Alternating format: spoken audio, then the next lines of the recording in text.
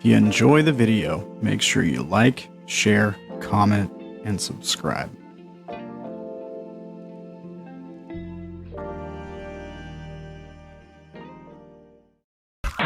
Warning: the following contains material that may be too disturbing to some people. Descriptions of violence, mature situations, and adult themes. This is intended for mature audiences. Viewer discretion is advised.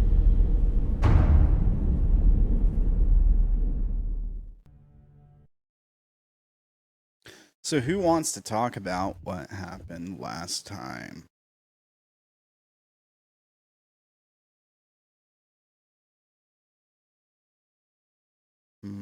Well, we got a lore drop.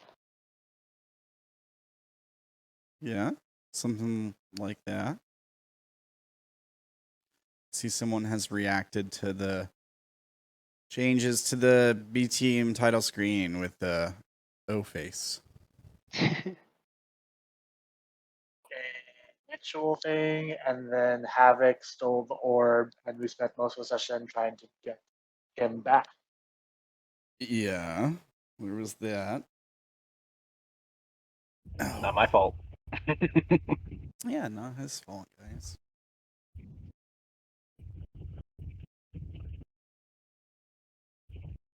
All right.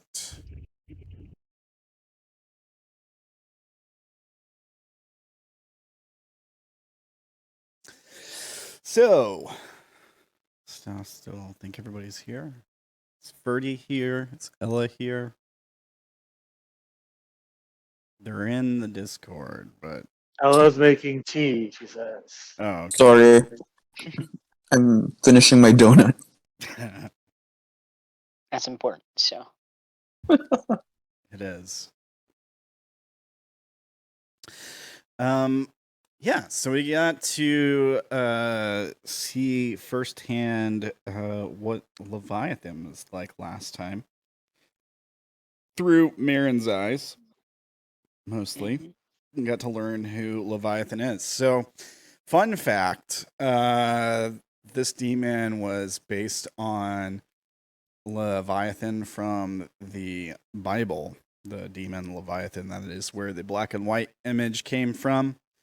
And if you were to Google that specific demon, you would find that its aliases list the name Tiamat.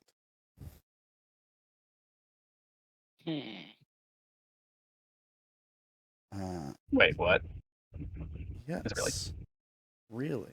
For reals. Tiamat was a listed name before Dungeons and Dragons was a thing. So I decided I don't think Dungeons and Dragons has invented anything. They just adapt. Right, yeah. So I decided to have a little fun with it and make it Tiamat the Dragon. The mother of all dragons. That's cool. I didn't know this. I might actually have the page somewhere. Let me see. Ba-da-ba-da-ba-ba. Let me see if I can find it.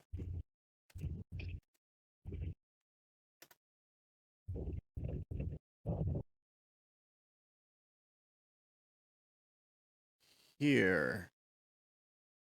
I believe this is one of the wikis where I saw this.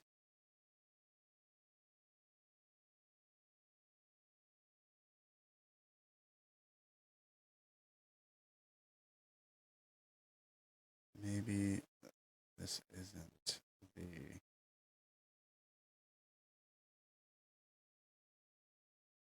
Here it is. This is it, right? Yeah. Levi. Aliases. Levi. Tiamat. The Leviathan. I will link this for you in a Discord under general because I see someone chatting there about tea.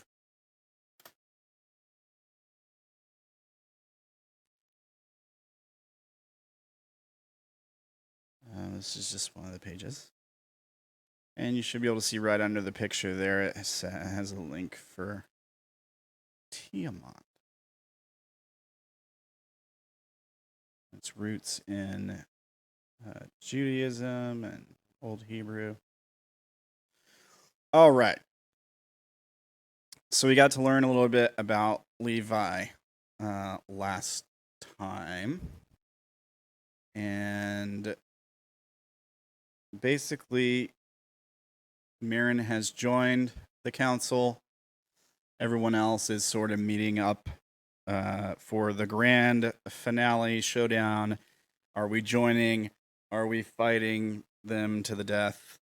That is sort of the situation we are in. Basically. Yeah, I think we just wandered into their underground sewer hideout, Yep. or just got into their actual hideout in the sewer. Yeah, I mean, this is just one of their places they're using for this town. They're sort of meeting up in the sewer. They might have had another base of operations planned, but it might have been flattened by a stone golem and Gorgon.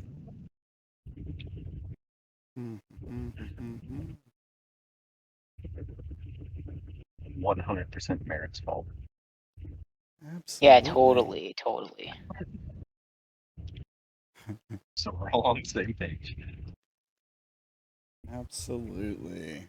Yeah, blame it on the extinct race. Okay, I see how it is. You know what's great is I think Meryn is the only one who the guards saw that night. The guards who lived. True. I saw Havoc The ones who as died, a actor. the ones who saw the rest of the party all died. Yeah. They tried to pursue us inside the sewers. Yeah, but you guys killed those guys. Who knows if they found their bodies or not? 'Cause they did get killed in the sewers. Also, there was probably like 10 or 15 guards at least that were killed by the stone golem and Gorgon, if they ever even dealt with them. Or they might have just like sealed the area off and been like, don't go in past this wall.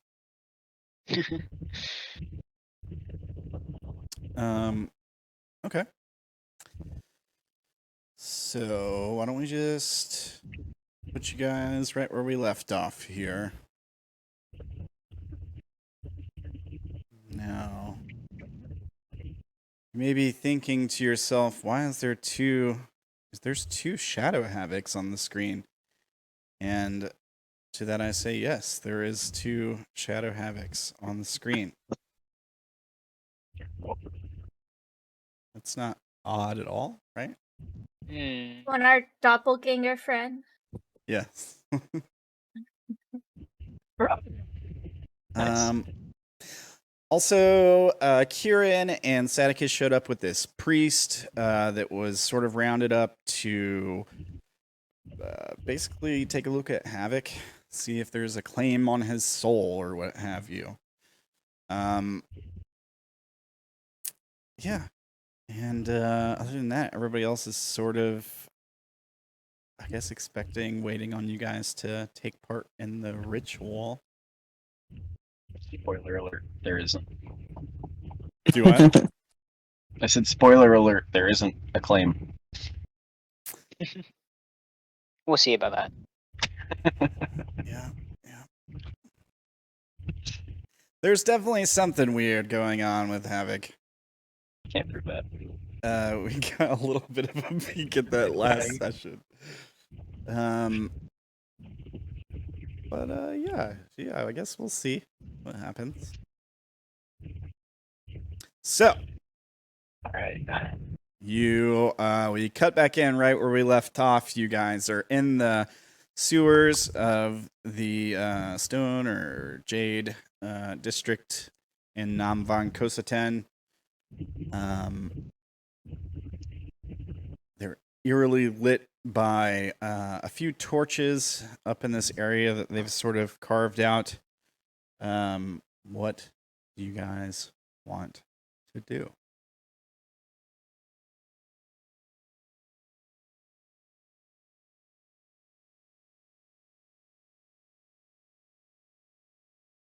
Meryn is going to wait for them to do something. I don't think we've even seen Meryn yet. We haven't rounded the corner. Yeah, you haven't really come around the corner yet. You're right there, though.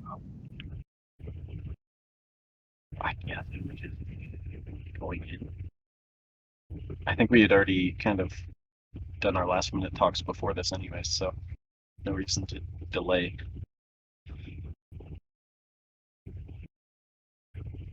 So I will lead them forward. And once I round the corner and I can see some of the other figures in there, I will probably go the long way around and circle around this way and then stop somewhere around here. Okay. You may move. Folks behind you may move up to compensate. There we go. And the shadow thing will probably stop like right there. Yes, it will. Maybe right there.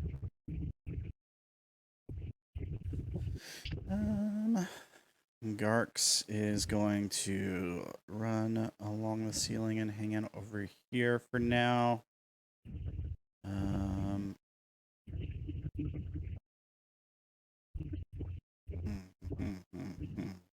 One of these tokens is the priest. This guy The right big priest. here. This guy. He got sort of pushed into that corner. He was holding a token of the star and was sort of praying to it. He's also been kind of wimpy and skittish since he was brought here. Daytash is going to scooch by Vira here. When he's gonna sort of move over here into this corner here. When he passes by you, Meryn, I need you to make a Constitution saving throw. No, I'm just kidding. Let me see here. Which one of these tokens was who? Kieran and Sadicus. Sadicus is the bottom one. Kieran is the top one there. Holding a bow and arrow. Also, something you guys might notice. Who's our perception person? Ambien? What's your passive? Yeah. 23. Anyone else got a passive above 17? I do. All right. For those of you that do, Sadicus is got a kind of odd-looking dagger. The blade is black. He seems to sort of be favoring it. Maybe it's a new weapon. It definitely seems high quality. Yeah. Sort of like a black steel blade. Serrated. It's particularly vicious looking. Let me see here.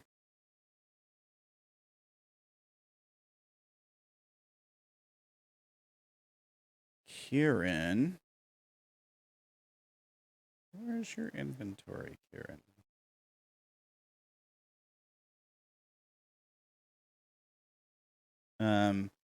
Kieran is sporting some fancy looking new bracers. They seem to be better equipped. The ones that you have sort of spent some time away from. Now, when Daytash walks by Meryn here, he's going to reach into his robes and pull out something and hand it to you as he passes by Meryn. Okay. Let's see here. He's not very good at this, but he will try to not be noticed. Ooh. So he hands you a potion bottle. the potion bottle is dun, dun, dun, dun, dun, dun, dun, a potion of invulnerability. Hmm. And he just sort of cocks his head Would at he you. know that? Yeah, you guys do see it. As far as like, would you know what kind of potion specifically it is? Let's give you guys a DC 14 survival check. Oh, I met him. Would he know it's a potion of whatever? Perhaps not. If he's not saying anything. Can I roll an Arcana check Sure. on it? DC 14. It's fine. I was gonna ask why survival okay. instead of Arcana. Yeah, I was just thinking. Could I roll Arcana? You can was roll gonna say. either. Okay. DC is the same. Ooh. Oh no. Oh. Starting off Yeah, good today. Probably just a water skin. I used up all my luck last night. I rolled 3 nat 20s in a row once and then 2 nat 20s in a row another time, both yesterday. Wow. Dang, it's a lot. I Yeah. expect to roll poorly today. Great. As he hands you the bottle, Meryn, you get a glimpse at a pretty fancy looking golden ring on his finger. He's kind of like playing with it like it's like a wedding ring or like something that's kind of new. It's like feels different, it's bugging. So he's like twiddling it with his thumb in his other hand as he hands you the potion. Would Meryn accept this thing from a dwarf?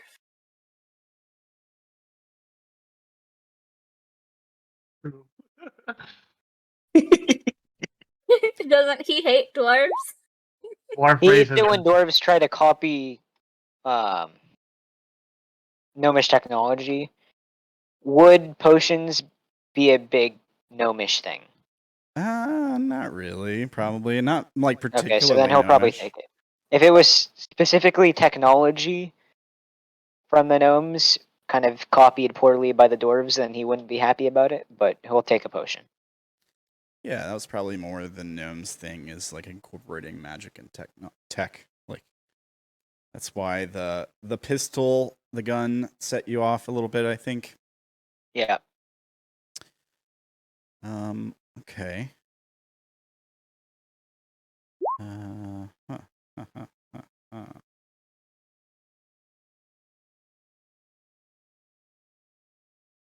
All right. So you guys have settled in. Seston is gonna walk up to you, Havoc. And he's gonna he reaches like to his side under his cloak. You hear a jingling sound. He pulls out a pouch. And he tosses it to you. Oh, can't you? He What's in says it's full of coins. It's pretty hefty. Is raise an eyebrow at it? He says we've dabbled in our coffers, pulled out a sum. There's more where this came from, but it just occurred to me we hadn't really offered much in exchange, so I wanted to make sure you got this. Of course, there will be more once you join. It's 1,000 gold. Do I feel like it's about the right weight for that? You want to make a perception check? Sure. Oh gosh. Give it to me. Oh no. Dang. If I have to fail one, that's fine. Yeah, you can't tell. It feels pretty light. Like 1,000 gold. Like it feels light. I'll just peek into the bag, and if I don't see any, like, move it around slightly in my palm to see if there's anything hidden in the middle of the coins. And if not, I'll just tie it. So you open the Stow it. bag and you don't see a single gold piece in there. It's all platinum. Oh, okay. That makes more sense. Soul's gonna raise his hand. Excuse me.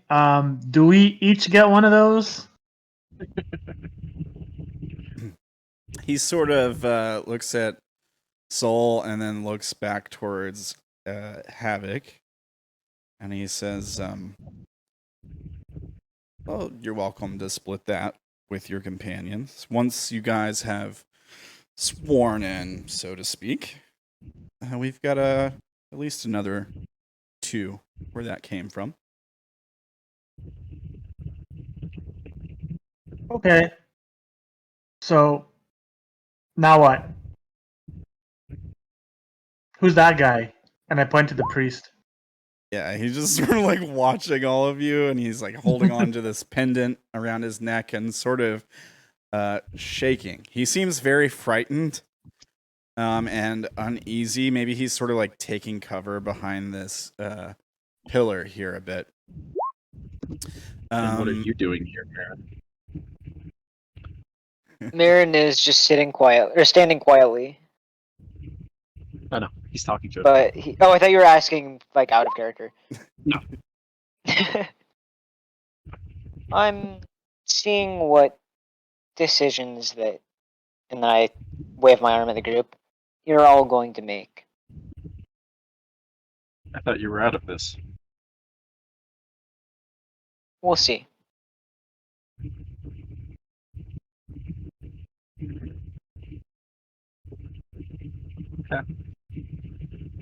Does Meryn seem different? Does he look different at all? He seems a little bit less paranoid and a little bit more confident. I forget, where did they cut him for the ritual? Because he had to give blood, right? Yeah, from his hand, probably like his palm or something. Okay. Meryn, do you want to take a look at your wrist? Sure. I'll look down at my wrist. Yeah, we saw Seston looking at his earlier. Maybe you pull up your sleeve on your robe, and you'll see there on your wrist a few names in black, almost like a ink tattoo. Yeah, you see the names Havoc first. Underneath it, Soul. Then Vira. Then Ambien. Then Kitty. So, are we in darkness, or is there like lights? There's around faint. here? There's faint lights. There's probably like some candles at an altar over here. There might even be like 1 or 2 torches on maybe on some of these pillars. Any There's- chance of seeing that when he checks it? Do what? Or would it be too? I said, any chance of seeing his wrist when he checks it, or would it be too kind of like minimal? Are you trying to hide it, Meryn? I probably would be trying to look discreetly, but Right. I'll make a sleight of hand check.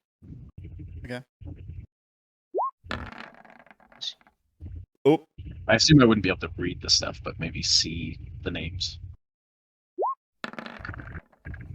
oh, you definitely see your name. Yeah, same. Like 22s and 23s are pretty high. Of course, Ambien's got passive X-ray vision or whatever. Yeah, okay. 20s, yeah. You guys are all above 20s, so. He was not as subtle as he thought. He basically held up his hand for all to see from those rolls. Yeah, you guys all roll really well. So yeah, you definitely catch. Like first, you're like, "Wow, is that a weird tattoo or something?" Like a. I think Meryn raises up his arm, pulls down his sleeve, kind of turns his arm around a bunch, looking at it like, huh, what's that? Yeah, you guys are all fairly aware that there are at least some of your names on his wrist. Some pretty artwork you got there, Meryn. Huh? I'll gesture to his arm. Oh, these are just some notes I was keeping. Before or after you joined me? Oh, I feel I'll like that's roll a fair my assumption. bad deception roll really quick. That was almost a 20. I thought it was a 20. Almost. I'm not that great at insight. Okay.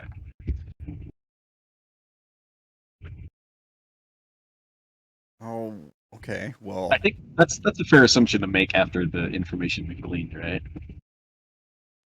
He was already here before we were. He's got our names on his arm, and he's acting slightly different. I mean, you can Right, can't be piece touched. together whatever you think your character would piece together from this. I think these are definitely red flags, right? Right. I think maybe saying it was a test to see if he reacted, and he reacted. Yeah. Seston sort of clears his throat awkwardly. We acquired a priest. The Star, I think. Perhaps he could take a look at you, give you information that you seek about your current condition.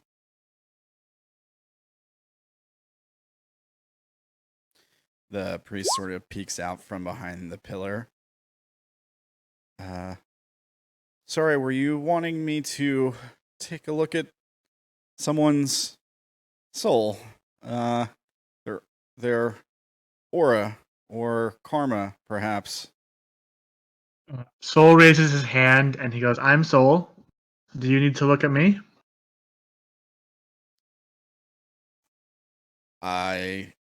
And I walk forward. he seems like confused by this. There's a look that comes across his face. Make a insight check. Say like 13, 12, 13 DC. Holy. All right. Nice. So the look on his face is sort of like pity. Also a bit of like superiority there. Like the idea of doing this reading on a automaton is silly to him. And he sort of laughs, chuckles almost kind of, and then he sort of like looks around at everyone else. He says, well, I would imagine my services would require a living being, not a construct or automaton, something with soul, as it were. Do it anyways. "Excuse me, sir, but I am living." And then, like, he heads closer to him. "And I have a soul." I'll look over it. It's Seston that's the leader, right? Yeah, this guy. I'll look over at him and say, might be nice to have a baseline. Let's see how skilled this priest actually is. Yeah, Seston kind of shrugs. What do you think, priest? Can you take a look at this one? We're worried about potential possession, claims on his soul, that kind of thing. The priest sort of steps forward a bit. He says, there's things I can do. I could start with I don't know, a simple tarot reading, try to get a understanding of this one. There is a ritual I could do to get a better look at his aura. If there is something with the claim on a soul, I should be able to see it.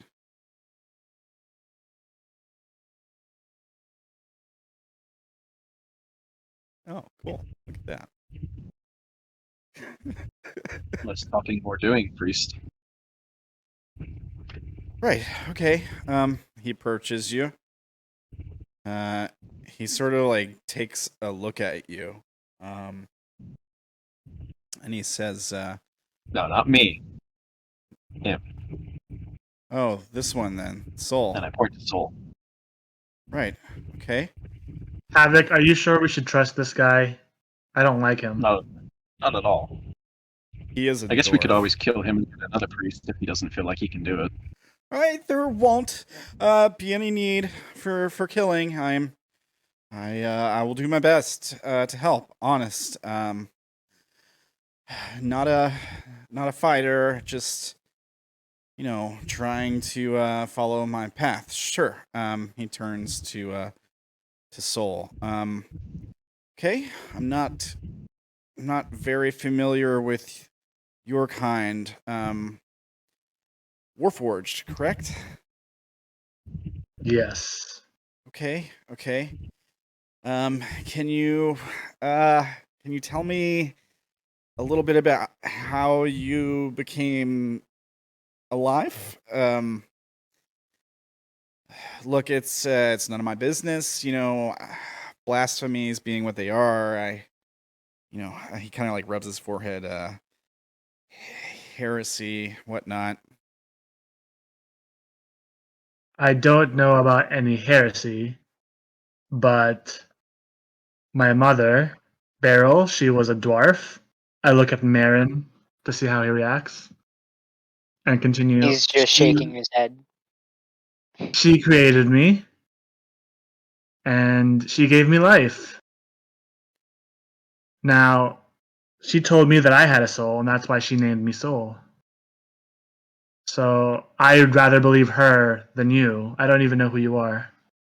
Oh, so plucked a soul from the wheel, then give you that spark of awareness, right? Well, look, things being what they are, I harbor no ill will towards you. What you are is certainly not your fault. It's no one's fault. Right. Okay. And I don't know about any wheels either. As you can see, he turns around. I have no wheels. So, what wheel are you speaking of? The wheel, the cycle of reincarnation that all souls are supposed to be tied to. I look to Vira and I'm like, what is he talking about? Do you know what he's talking about? Vaira is going to shrug because she's from a different place that probably doesn't really have that kind of wheel. See, leader doesn't even know about a wheel. So Havoc, I don't think we should trust this guy. I'm tempted to agree. He's doing a lot of talking without getting anything done. Where did you find this guy, System? He looks at Kieran and Zadicus, and then Kieran says, "We kidnapped him from Temple District." Do I see any identifying to see what arcana he follows? I mean, he's Identifying clutching an amulet of the star, like his life depends on it. Okay. Yeah. Of course it is. I find Yeah, it funny that you all just showed up and went, so about this religion thing, they started talking about pretty much something as well known as Jesus, and you're like, what's a Jesus? Yeah. Got it. He just doesn't Makes sense why you necessarily guys care. are here. Yeah. Vaira is gonna step a little bit closer, and she's gonna ask him, what rank were you? You asking the priest? Yeah. He says, oh, just a simple researcher. I was taught a few basic rituals, a few minor spells. Mostly, I just try to Gonna keep. start to pull out her short sword. Yeah, and I'm gonna look at Sestin with a raised eyebrow, like, really? Kieran says, Zestin just kind of like he kind of like slightly smirks and kind of cocks an eyebrow back at you and shrugs. Kieran says, "We just grabbed one at random. If this one doesn't suit you, we can certainly kill it." Get another. I want to kill this one. I think you meant to inspire confidence in my decision. This is not. The guy says, the priest says, no, killing won't be necessary. Look, I can get the job done. I swear.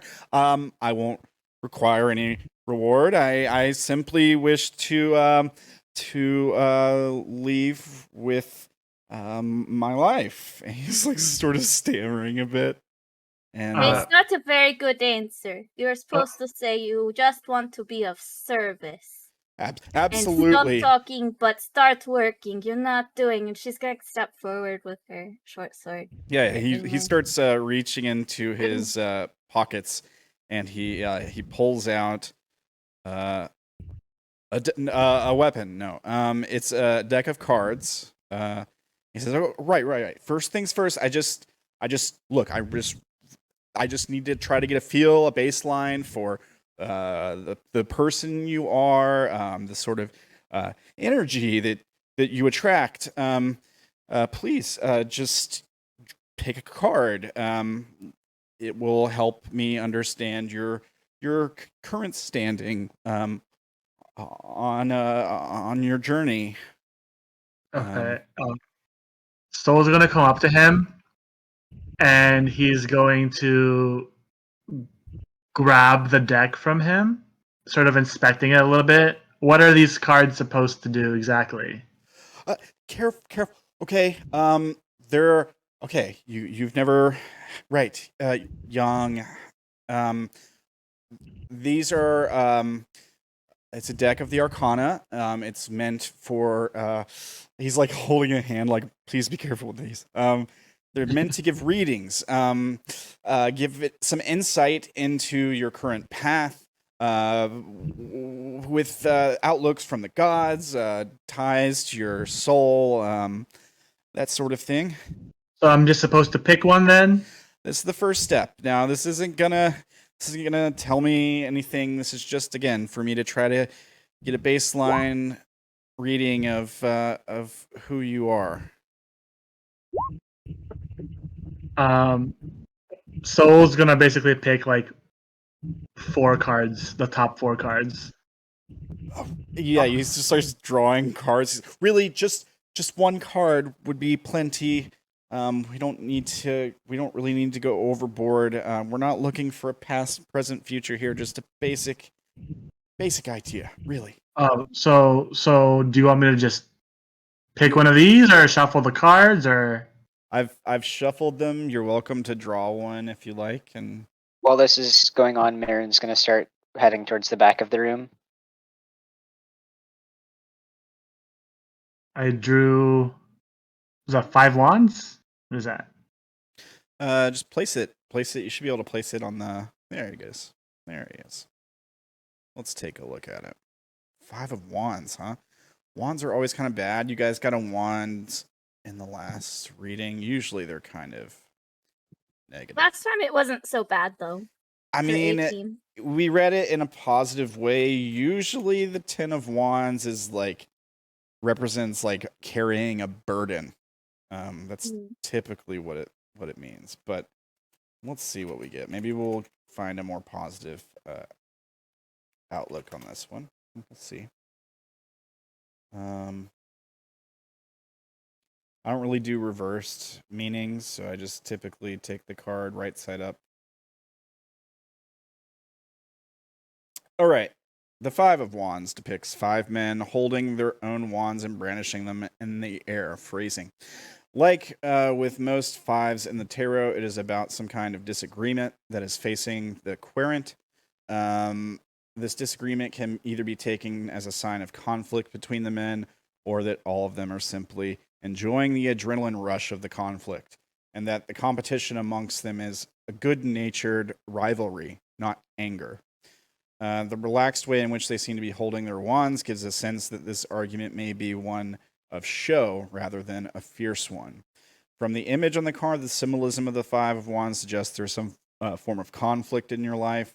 This may be an existing conflict or one that is brewing and may eventually blow up in your face. It may also depict a problem in communication, for example, in a situation where no one really wants to listen to the other, meaning that no agreement takes place. It can signify problems in a group of people who are not patient enough to listen to what anyone else is saying. They only want to be heard, and since none of the others will listen, they all argue at once.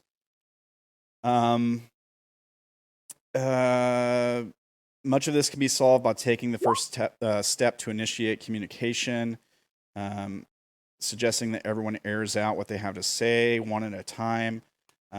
Addressing the problem and everyone will be heard, meaning they'll all be satisfied. It can also mean that you're facing competition in an area you're not used to.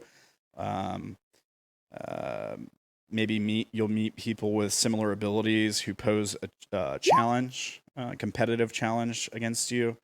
This can lead to feelings of jealousy, greed, envy. The card encourages accepting competition as a way for you to improve yourself. That is the gist of it.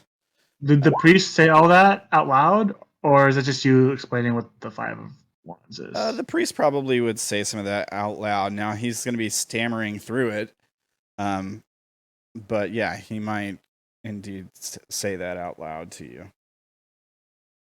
So he's sort of like looking around the group of everyone as he's reading it, like, this is the group it's talking about, you know, like. So what is that supposed to mean? What was the point of that card?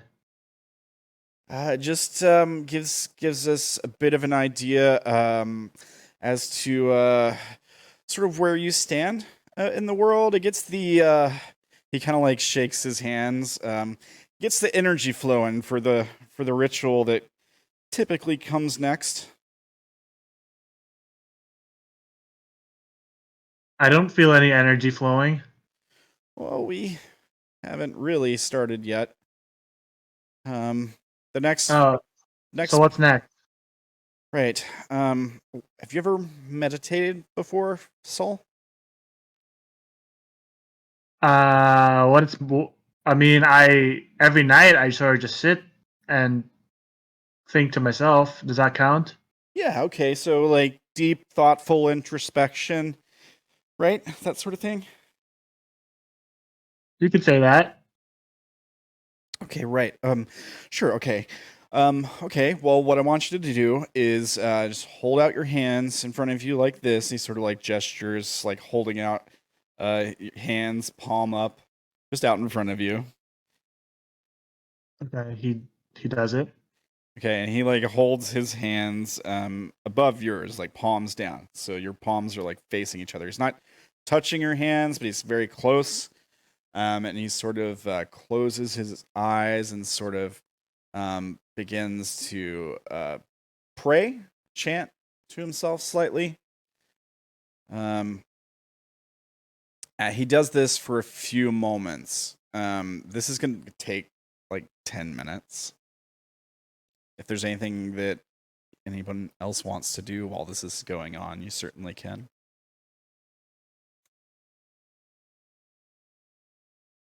No? I said something to Sessin, but when he didn't respond, I just removed it.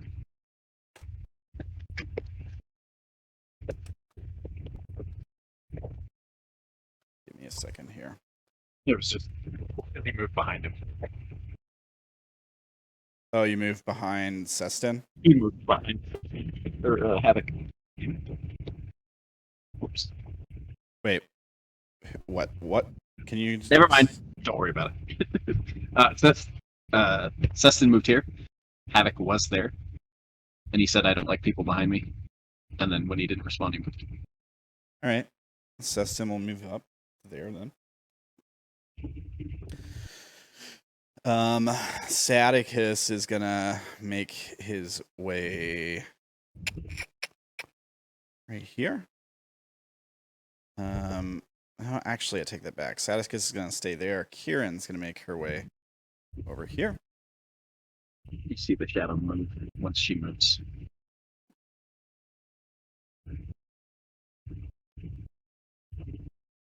All right. Which hopefully makes people nervous. I think these two switch places.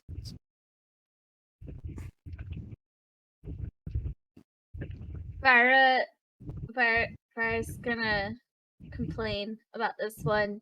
You're in my way. Move it. It's up to Havoc if he wants to move that thing. She sees two. She doesn't know which one is which, but she wants direct sight on the priest.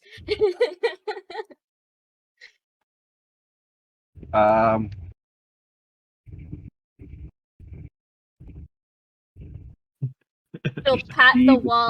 You see the shadow turn with its side facing Vira, and like an arm goes out as if go past me, but it doesn't move. He's gonna stab it if it doesn't move. It doesn't respond. You're gonna stab the shadow? She can kill it, right? Like, if she hits high enough, yeah. What's the shadow's AC? Is it the same as yours? Yep. No. It has its own AC. It's actually better than mine. That's weird. Yeah. Its AC is 14 plus proficiency, I think. All right. I suppose you can make an attack roll on the shadow. Oh. I'm pretty sure that misses. I think its AC is 18. Does just miss. Yeah. So it just kind of moves slightly out of the way. And through the bond you hear, knock off Vira. While move it. There is something I forgot to mention earlier when we were talking about stuff that you guys were noticing. Besides the new dagger Sadicus has, he also has a cloak that looks very familiar. Oh gosh. Especially to you, Havoc. Very similar to the one you're wearing. It's definitely a new addition. Okay.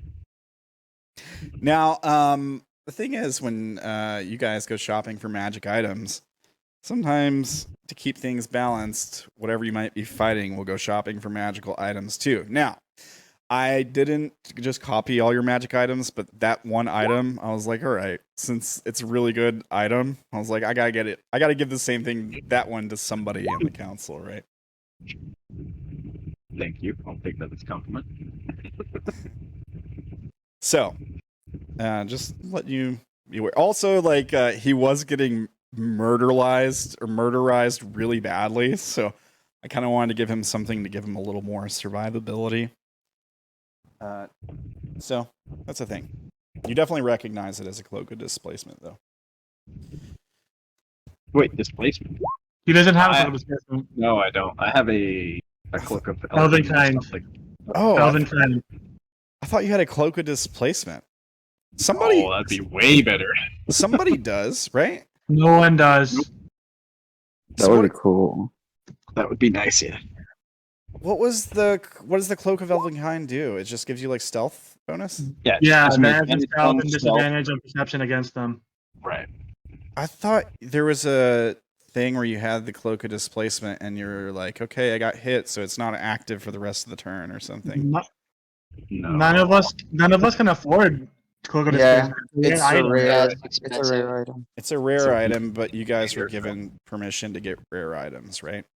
Yeah, we just don't have the money You just for it. didn't have the gold. We just couldn't afford any then. Okay, well, you don't recognize the cloak then. It is Okay. odd looking though. It almost. I mean, it makes him shimmer, right? Yeah, it basically creates like a illusory copy of him. So it almost like when he moves, like as he walks, he almost sort of like glitches back and forth. Like he'll take a step and then for a second he's in two places at once. You know, like he's. Have you ever seen the Chronicles of Riddick? The movie Chronicles of Riddick with Vin Diesel. Anybody? Yes. No. Wolf, you have? Yeah, I have. Okay, so there's this scene towards the end of the movie where he's like fighting the like emperor or whatever, and the emperor does this thing where he can like almost kind of teleport. Yeah. I imagine the cloak of displacement being sort of like that, right? So the way it works in the movie is his soul can leave his body and like arrive somewhere, and then his body like catches up to his soul. Like, so it's almost like a teleport thing, but it happens like oddly quickly. Very quickly. Yeah. So it's like it's weird how to explain it, how it works in the movie. You kind of have to see it to understand. But anyways, if you have seen it, then you know what I'm talking about. That's kind of how I imagine the cloak working.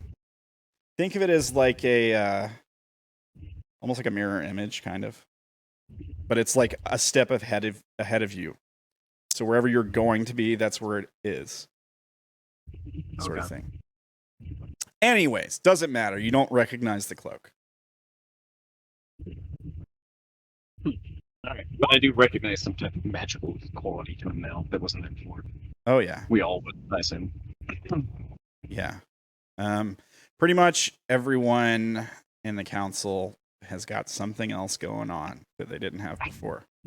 I think we're still in seeming. I believe so, anyways. Okay. Yeah, seeming lasts for like 8 hours, so we Yeah. all look like whatever it was. But Katie looks like a pony. That's all I remember. Wouldn't Oh wait, Ambien and Vira look like twins. right? Oh, Meryn, I need you to add something to your sheet. We'll add it later, but you know, you got the same can't be killed bullshit. Yeah. We'll add it to your sheet as like a thing, and if you guys all join, we'll add it to all of your sheets. Basically, it's a feat essentially is how it's going to work, and it's called "Too Angry to Die." All right. So the priest was doing a ritual to take a look at Soul's soul. Assuming nobody interrupts him, the ritual will complete, and he will sort of take a couple steps back, and he says, "Wow, that's surprising. Interesting. Okay. What's interesting? Well, What happened? What did you do? You are indeed alive. See, I told you. No, absolutely. You have the soul of a dwarf. So, congratulations. Meryn looks at him even more disapprovingly. There are no false claims on your soul. You're not being controlled. It seems that whoever created you did so with the purpose of you being your own person, machine, robot, thing. Person. Okay. Yes. Right. He sort of leans in and he says, look, regardless of how people treat you, you are a person. So does that mean you're going to treat me differently now? Well, certainly you're not just an inanimate object. Wow, congratulations. You figured out what the rest of us already knew. I mean, as far as treating you differently, I would treat you with the same respect and kindness I would treat any living soul with. Good, because you were not kind, and definitely a jerk earlier. Havoc, I think it's your turn. I can tell you it doesn't hurt, whatever he did. Doesn't look like he did that much. He just kind of stood there. Yeah, his eyes just kind of like flashed a little bit as he did this little ritual. His eyes glowed, though. I'm boss. Oh, okay. Well, who's next? Come here, priest. You calling him over, Havoc? Yeah. He like nervously steps up. He says,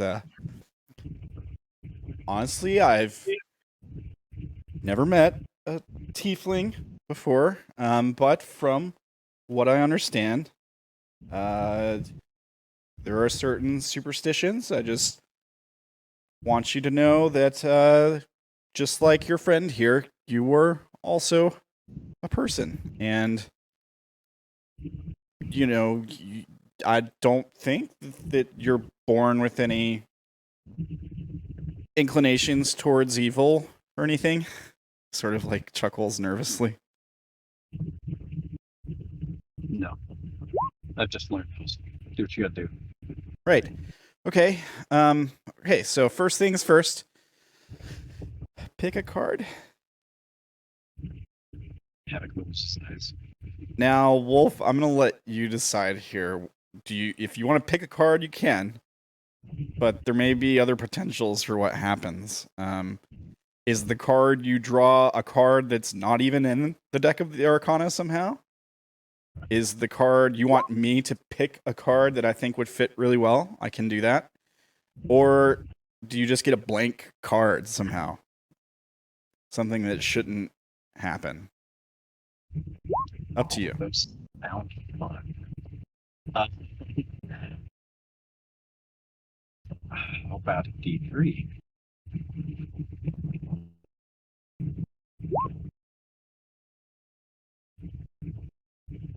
The second one. You pick a card. I pick the card. All right. So you draw a card. I knew what I was gonna pick, and I do want to draw just to see what I've got, but I won't. the card you get is Oh, interesting. this card.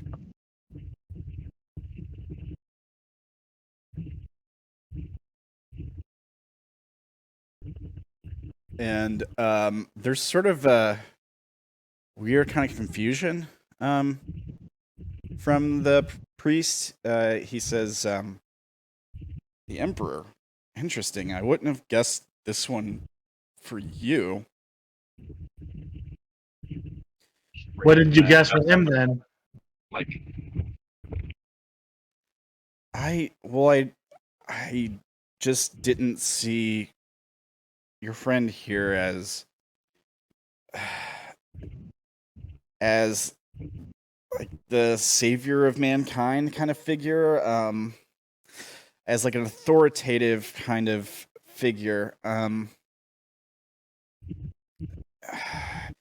What do you look of great disbelief on his face. Yeah, this card doesn't fit your personality really at all. It represents you can read it here. Basically, very much inspired by the Emperor from Warhammer 40k. If you're familiar with Warhammer 40k and the Emperor of Mankind, very similar vibes here. The Emperor is kind of about grand determination, ambition, leadership, guiding mankind through the horrors of the world, basically. Control, authority, regulation, fatherliness, strategic thinker, masculine principle, paternal figure, structure, rules, systems. I don't know why it says the Empress there. That must be a typo. It should be the Emperor's desire for kingdom is to create happiness, foster honor and discipline. guides with a firm hand. Yeah, he's a ruler, but he understands that to reign is also to serve. Acts rationally and according to what is for the greater good of the kingdom. Yeah. Havoc probably just takes the card and tosses it on the ground. When you look at the card, there is an odd sort of familiarity to it. Yeah, I think you can't really place it, but you definitely feel like there is some reason for this card coming up. It's just doesn't match you at all. I think I just got it. But Havoc does not get it, and now believes the guy's a charlatan. More so than he did. Yeah, he seems equally confused by this. He says, right. Well, I'm not going to pretend to understand, mysterious ways, all that. Will this affect your reading? I don't know. But, hey, if you're willing to give it a shot, hands out. He rubs his palms together. I shoot one more glance over at Vira and the shadow, and then just wait for him to do what he's going to do. Kieran is going to take one step away from the shadow. Okay, so he'll do the ritual. It's going to take 10 minutes. I'm assuming nobody wants to interrupt again. Once it's done, there's a flash under his eyelids, and as he opens up his eyes, he kind of gasps, and then he sort of steps back. Maybe he stumbles off this ledge here a bit, almost loses his footing, and he just kind of, oh my, okay, that is not good. Okay,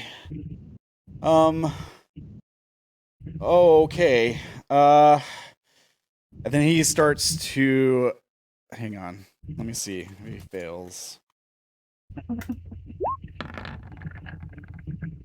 No, he doesn't fail. He does take some damage, but it's halved.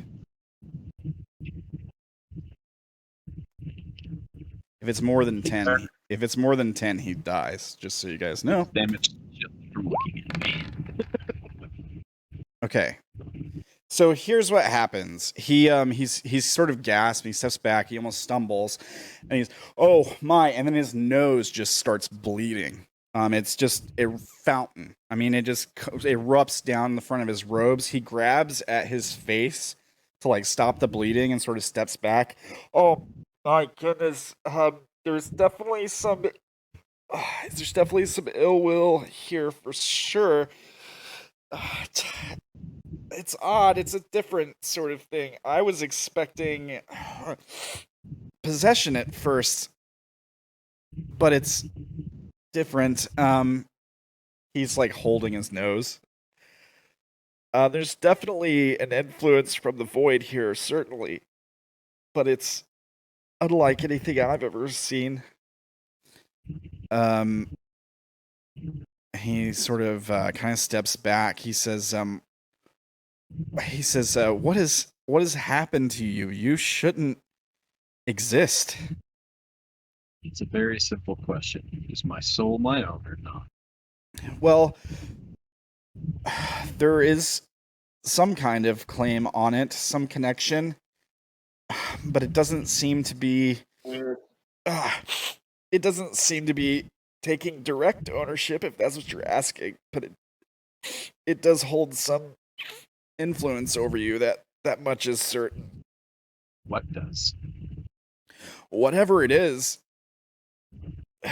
it's fairly powerful. He start wiping the blood from his nose. I think it finally like stops just pouring blood. It's down to like a slight trickle. He says,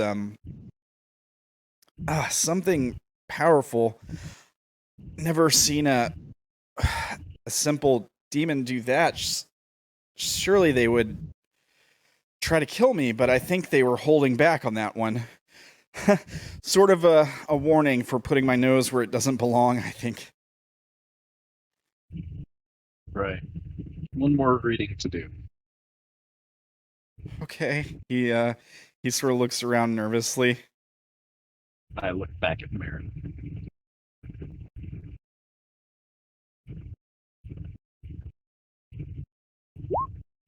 You're next.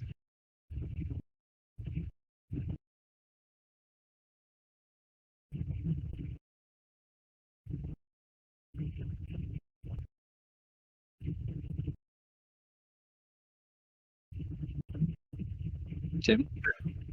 Tim, are you there? Oh, sorry. Meryn was lost in thought about the tattoos. He looks up, what? You're next for the reading. See what he says about you. I'll pass. Wasn't asking. No, I wasn't offering. Then I guess we'll leave.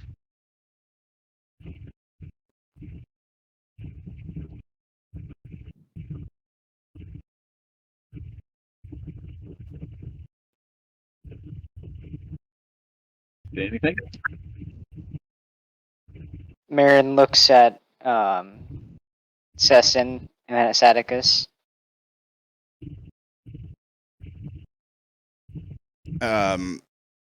Sestin shrugs.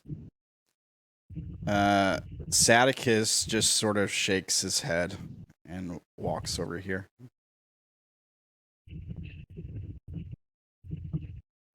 I'll work the shadow.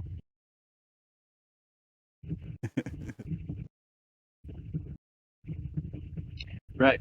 And Havoc will begin working away.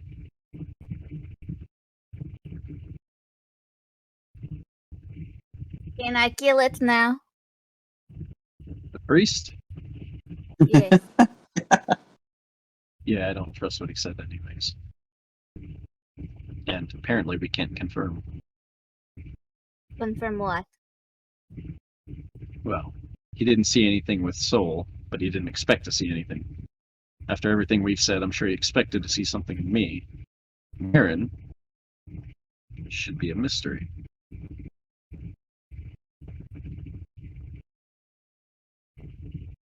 Good.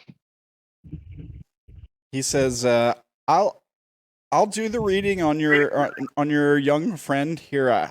Really, I don't mind. He's gesturing to Meryn. Meryn looks at him. Ah, yes. Young.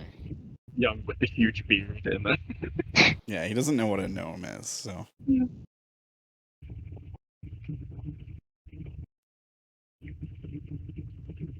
choice, Meryn. Meryn looks over at the people towards the back. Kind of Vira and Ambien. Or I mean Vira and Soul. And then I look at Havoc again. You really want me to get this reading, don't you? Sure do. Don't worry, what'll Meryn. stop- It doesn't hurt. It doesn't So hurt what'll at all. stop you from saying that? And then I look at the priest again. He's just reading what he expects. What do you expect from this one, priest? He shrugs. He says, to be honest, I have no idea. I've never seen such excuse me. I've never seen such active readings before. I certainly didn't expect to see a soul in that one, and whatever has I look at the splatter of blood on the wall from the sneeze. You should probably get that checked out.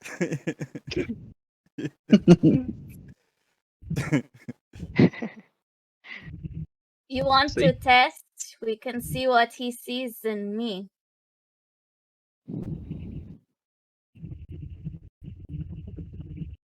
Up to you. If you're volunteering yourself, go for it. Come here. She motions to the priest. I Yeah, want to die with it. Scooch by Ambien. Approach you. So you know the drill. You can draw a card if you like.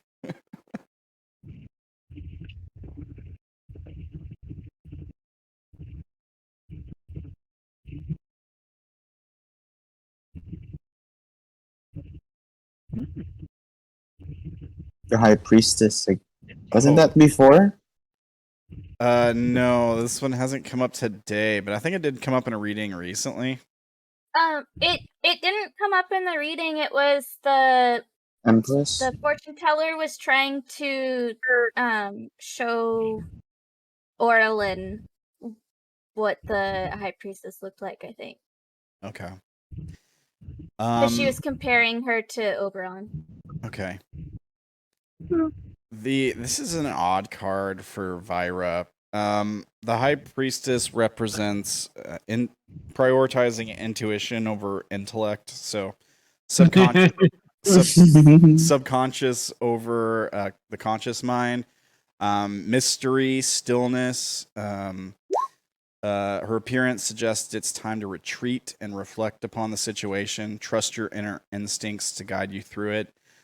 Things around you are not what they appear to be right now. She is all about gut feelings, inner voice, the part of your mind that feels eyes on you when you should be alone. She represents the duality of nature, the balance between light and dark, the central pillar. High Priestess's location between the two pillars suggests that it is her responsibility to serve as mediator between the depths of the reality. She is the third pillar, the path between. She believes both pillars are equal, and there's knowledge to be learned in both worlds. You will also notice she wears the crown of Isis, which means she's a believer of magic. So this kind of does fit you, sort of, in a way. Or maybe like what you could be, if you were good or something, or neutral, I guess. Less evil is all I'm saying. The solar cross denotes she's connected to the season of the earth and the earth itself. The crescent moon at her feet is seen in religious depictions, means she has a complete grasp over her emotion, and the pomegranates refer to the ambition of the priestess. The card itself shows a nighttime scene, meaning that the world in which she protects and guards is one that may at first seem frightening, but has the potential to lead us into the growth of the self. When she appears in a reading, she is calling to you to listen to her message and follow her into your own depths. There is searching within yourself to be done for the answers that you seek. The answers to the questions you have are within, not without.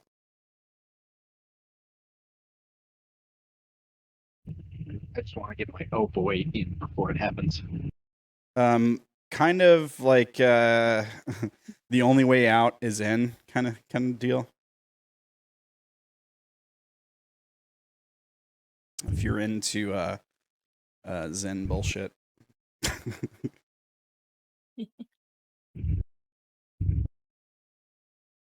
anything? Well, no, just what I put in the chat. She says, "My gut feeling says to kill."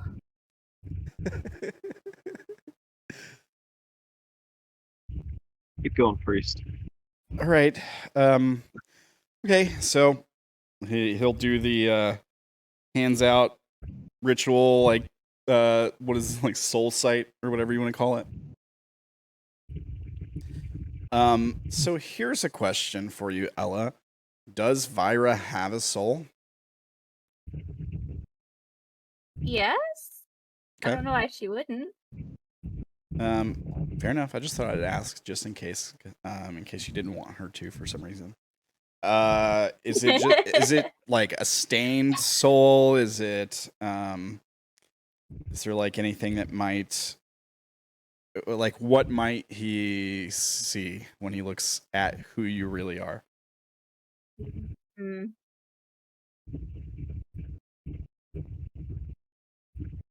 much strong desire just to kill for fun, for amusement.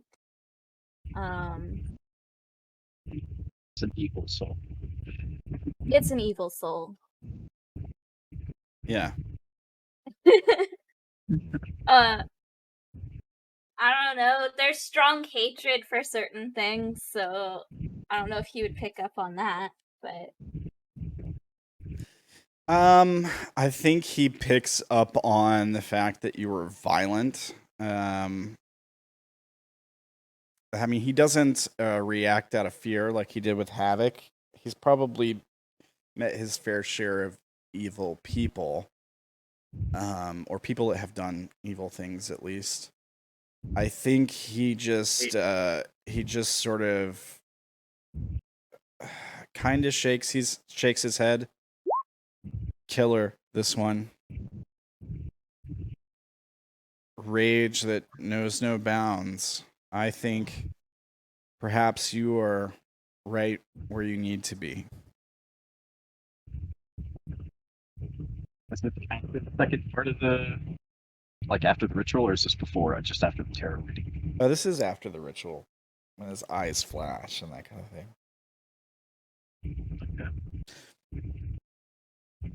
This is funny because she is bad and they kill people that ends up killing him. Yeah, I think there's cutting a little out. bit. I have no. Oh, I said this is funny because she's absolutely going to be the one that ends up killing him, not Havoc. Yeah, I think there's like an air of resignation to him a little bit. Like after he looks at you, I think he probably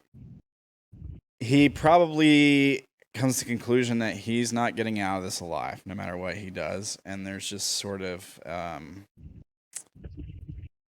like a giving up sort of vibe from him.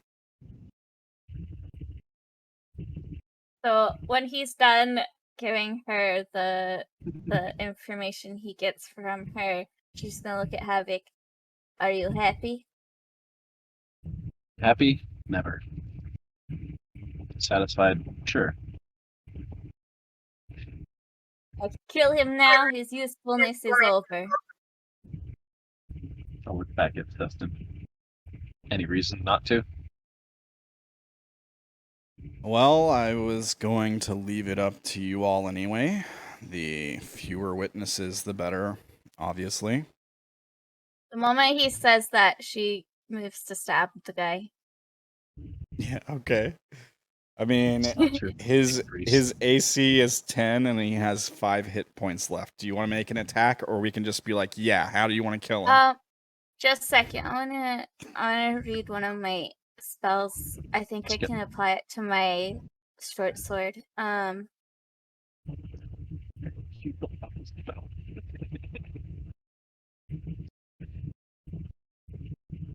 He's like standing right by Ambien, and he's also a priest of the star. It's just because like slit his throat in front of Ambien.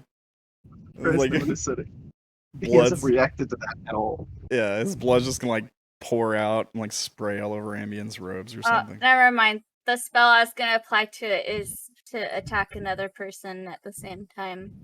So I'll just if he's still facing me, I'm just gonna move up my sword to stab him in the chest. Yeah, you can kill him however you want. He's grinning this whole time while she's doing it. Yeah, just the smile and glee on your face as you impale this guy with a sword. He very much dies. How deep are the waters?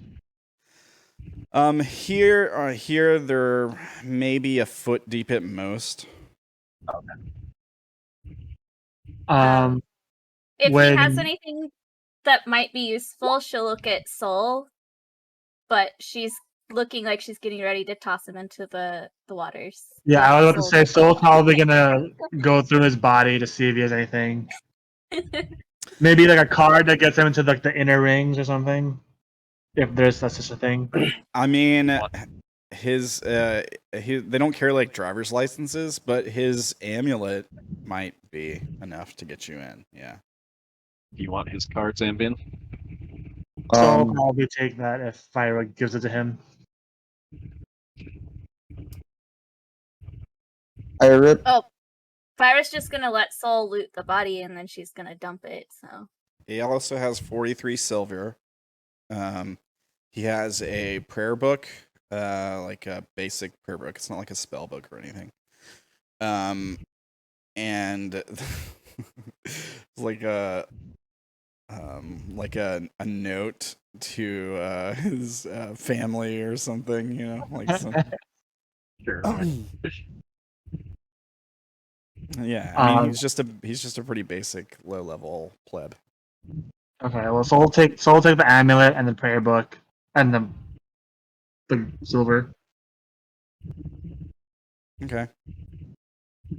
and then he's gonna open up Kitty, put the stuff in there, and go, new stuff from my collection. Thank you, Vira. You're welcome. As soon as you're done, she's just gonna grab the body and toss it in the water.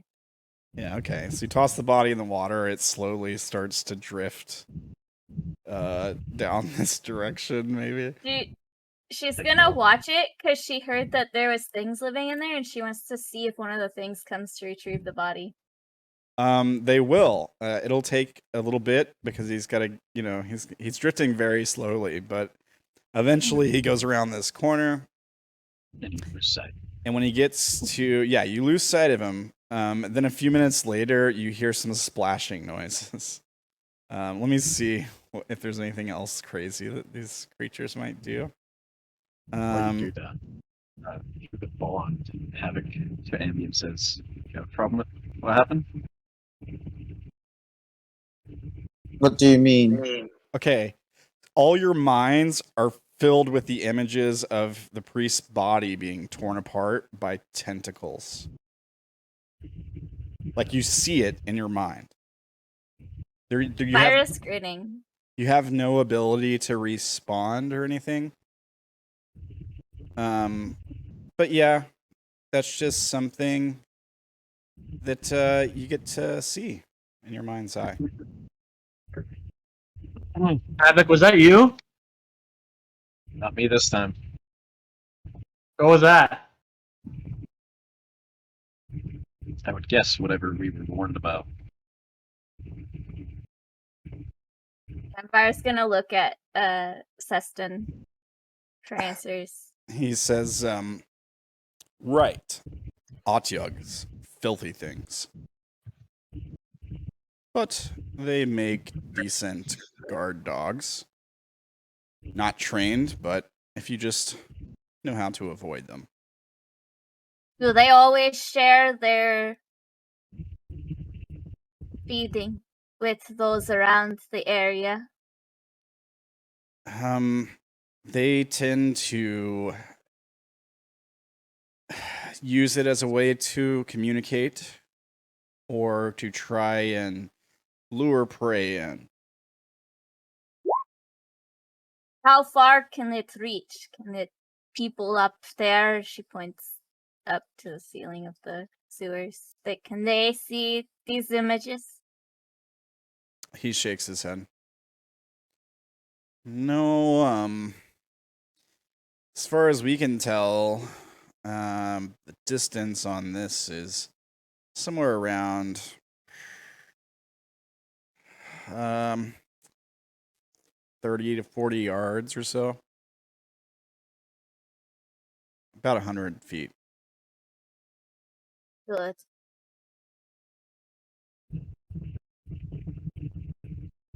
I'm just waiting on a response from Ambien before I do whatever I'm gonna do. I have no idea what you just said. Hold on. But I was just waiting on a response from Ambien before I do what I'm gonna do. So Havoc will kind of roll his shoulders. Say, well, I still don't believe it, but money helps. What do I do? You talking to Seston? You say yes? Yeah. He says, all right, well, we have a book over here at this altar. He sort of directs you in this direction. Right here in this square, I think. He says, simple, you'll cut your palm, bleed into the bowl a bit, chant the words, read the passage, and then you're in. If our, and he sort of like grimaces as he says this next word, master, feels like you're worthy, he may communicate directly. You all are certainly formidable. I believe he would have a particular interest in each of you.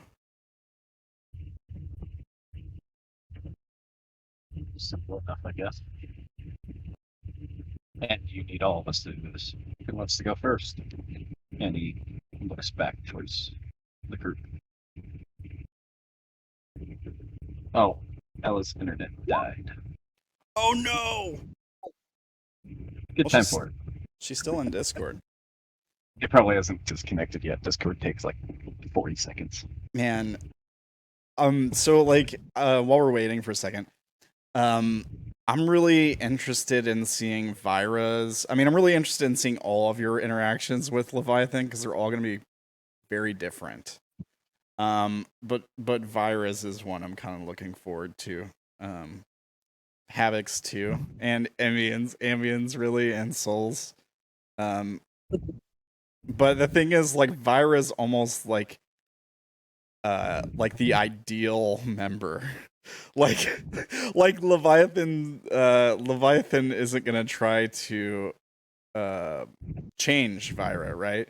Like, oh, she suddenly moves across the map. Vira takes off running. She makes a break for the exit. right when here. my internet was like right when it died, I had actually moved Vira down here, and then apparently it didn't. Yeah. What is going on? No, we're just Vaira is talking. now dead. We're just What chatting. was the last while thing you heard? Yeah. Oh. Okay. Last thing you heard, Byron. What, Wolf? You guys hear me? Yeah, you're breaking up a Yeah. little You're bit. cutting in and out for me. How about now? Sounds fine. Yeah, I can hear you. What was the last thing you heard, Vira? I said that you were cutting out. Before you got heard disconnected. yourself? That was the last thing you heard? What? Oh. What was the last thing you heard before you got disconnected? I don't remember exactly, but you replied to me saying you were cutting out, and then I stopped hearing anything, and I was like, wait, what's going on?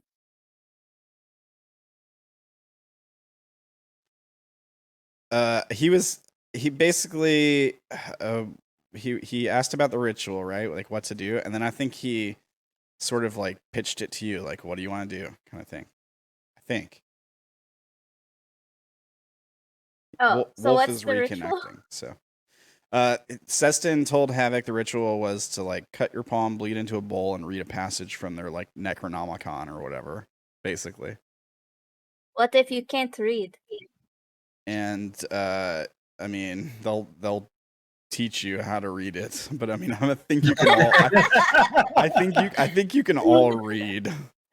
Like they can read it out loud for you and have you memorize it, I guess, if you really needed to. But you can all read, I think.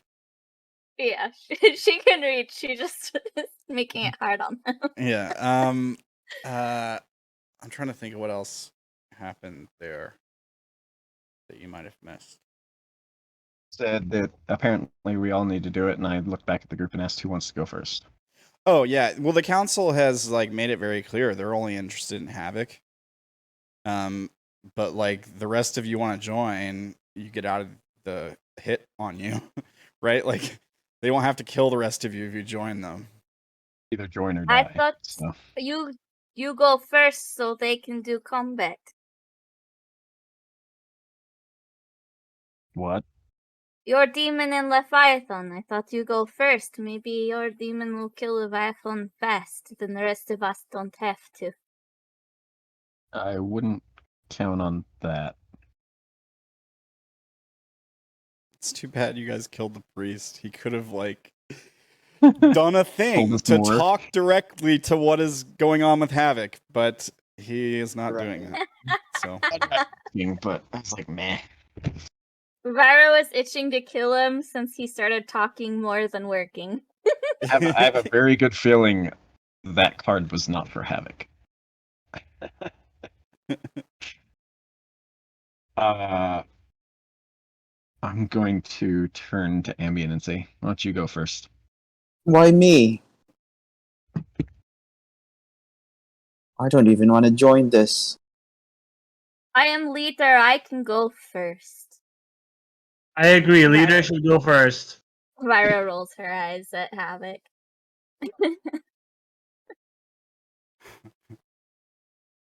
are you doing the thing? Yeah, she's gonna go up and do it. Oh, actually, first she has a question. She's gonna look at Seston and say, how long do you think their battle will take? He says he sort of like shrugs and he says, I'm gonna be very direct. I have no idea. I've never seen Leviathan battle directly with another demon. I do know that it has a history of hatred with other demons in the void, as well as the Arcana. I don't know if it is a fight that will ensue immediately, or if it is something that will slowly coalesce over time.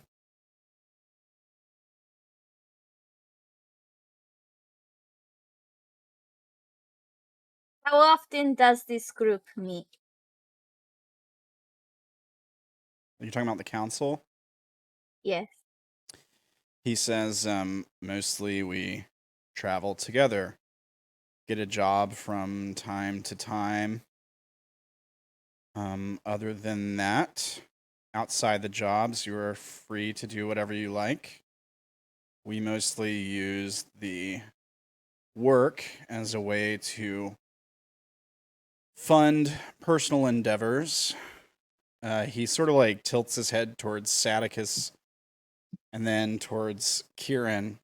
Sometimes we stick together for the occasional odd job, something we're not commanded to do, but we do for fun. The occasional heist or hit or that kind of thing. Taking care of old enemies or just people we think deserve it.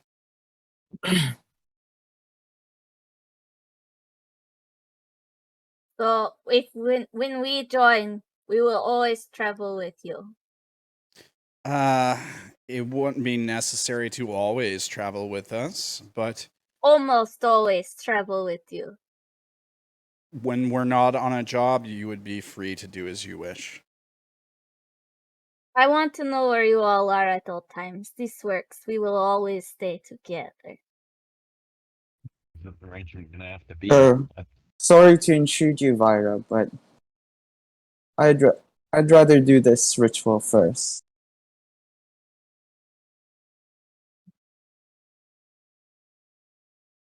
You don't want leader to go first. I'd rather want you to watch me. She seems disappointed.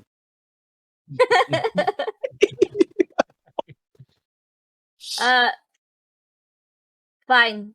And she'll step back. Really not a bad fit for Vira.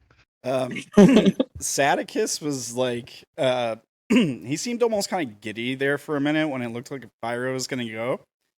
And as she like steps back and lets Ambien take her place, he kind of deflates a bit. Like he seems sort of like disappointed or impatient. Kieran sees, like, observes him, and then shoots you a very dirty look, Vira. she's like, what? You want me to go first or not? I'd insist that I go first. I start undressing. Is this necessary. There's I like mean, a like Well, on. there's like you start disrobing and Seston is like, oh, that won't be okay. All right. To each their own, I suppose. And I'll go like starry form dragon this time. Okay. Ooh. What does it look like? It looks the same as the cups, but the stars are different. I don't really know what a constellation of a dragon looks like. Okay. Fair enough. I like to think that if it was like connect the dots and we saw like the drawing of the constellation, it would look like an Asian dragon. If we got color, it might be like metallic, right? So it might be like gold or silver. One of the more positive dragon aspects, I would think. Yeah, gold sounds like perfect. Oh, okay, cool. Oh, yeah. So it's almost like a serpent-like dragon, like the. Slightly better. Yeah, that one. Yeah, Oh, that looks cool. That's really cool. That's dope. Like the Chinese festival dragons, kind of thing. All right. So, Bro, you see, Vira, ladies, go first. So let me start. Meryn looks at the constellation. I don't know why they called that Draco. It's always looked a lot more like a snake to me. all right. So here's where I ask you, Ambien, are you going through with the ritual? I feel like you know what's going to happen as far as your character class. Have you decided on how you want this to play out? Like, I know we talked about a few different options as far as like potentially changing your class, that kind of thing. I just want to. The only reason I ask is like I want to make sure that you understand what's going on before we go too far, and there's no going back, kind of thing. we could roll a die for that. What happened? You don't have to like change your class if you don't want to. Oh, but like I know. Okay, yeah, I don't really want to. I'm sticking with this one. Okay. All right. Cool. Now, the other question I have. Well, we'll get to that. We'll cross that bridge when we get to it. I think we should wait on that question. Okay, so you're going to do the ritual then. All right. So you cut your palm. You stand there naked and bleed into the bowl. Chant some words. Wait. Before that, he was holding something in his hand as he tries to cut a water skin. I don't know if I have to do it stealthily or sleight of hand. What are you doing? I'm hoping to use somebody else's blood. Yeah, you'll want to do it stealthily to hope that they don't see it happen. I mean, the ritual won't happen, right? Like be able to tell. Well, it's just that remember it has to be like a willing thing. It's not like you can get somebody else in the contract against their will or anything. If you're worried about this person's blood, they might be willing. I don't know. Is it Kashamas or if they're something? dead. Yeah. Yeah, their soul's already been claimed, right? Then he's trying to fake the ritual, basically. Okay.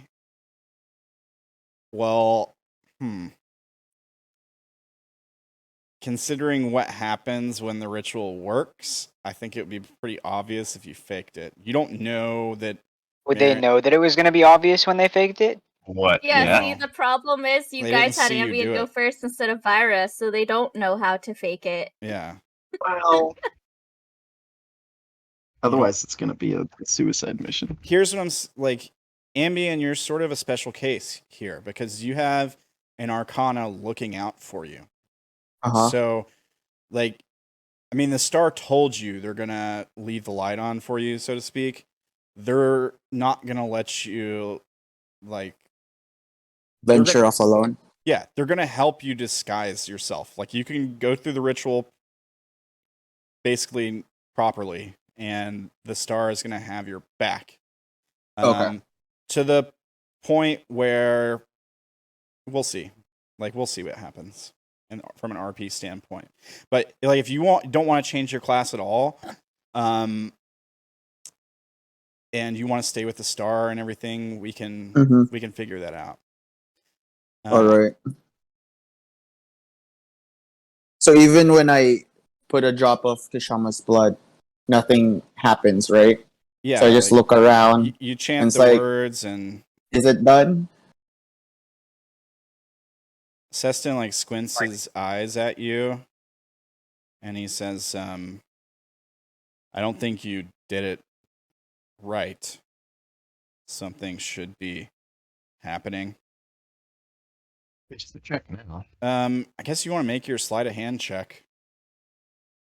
I asked her if we needed to keep him alive. Do what? I said, Havoc says, well, we don't have the priest now. I asked you if we needed to keep him alive. Who are you talking to? To Seston. He says that it isn't being done, and Havoc is basically saying, how would you know? Without having it checked. We know how the ritual works. The magic isn't taking effect.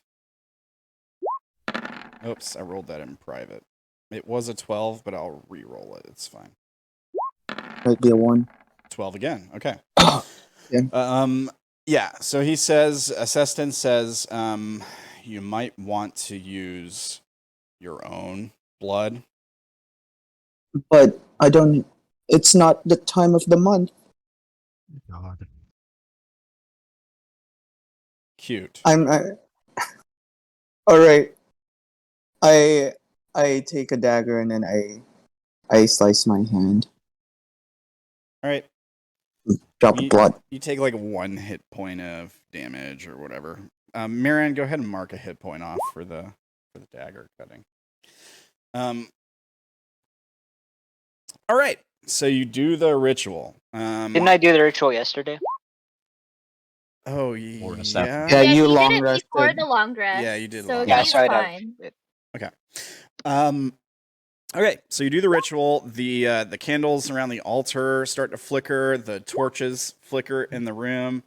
And then for everyone except Ambien, the room goes dark for an instant. All your night vision dark vision still works.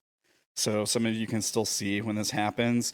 What you would see in the darkness is Ambien's eyes roll up into his head, and he starts to convulse slightly before he just falls backwards. Seston catches him, and then sort of like gently lays him down on the ground. He seems to be like breathing heavily, kind of like snoring. He's not like seizing like we saw with Meryn at one point during his thing.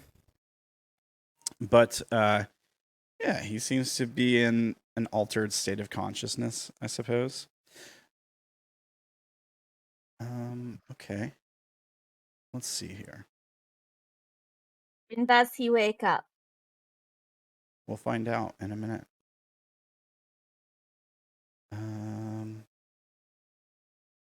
Okay. I'm just gonna set this up for you, Ambien. Give me 1 moment here.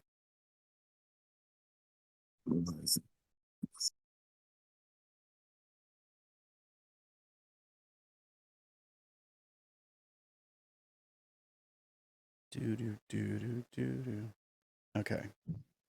And here we go.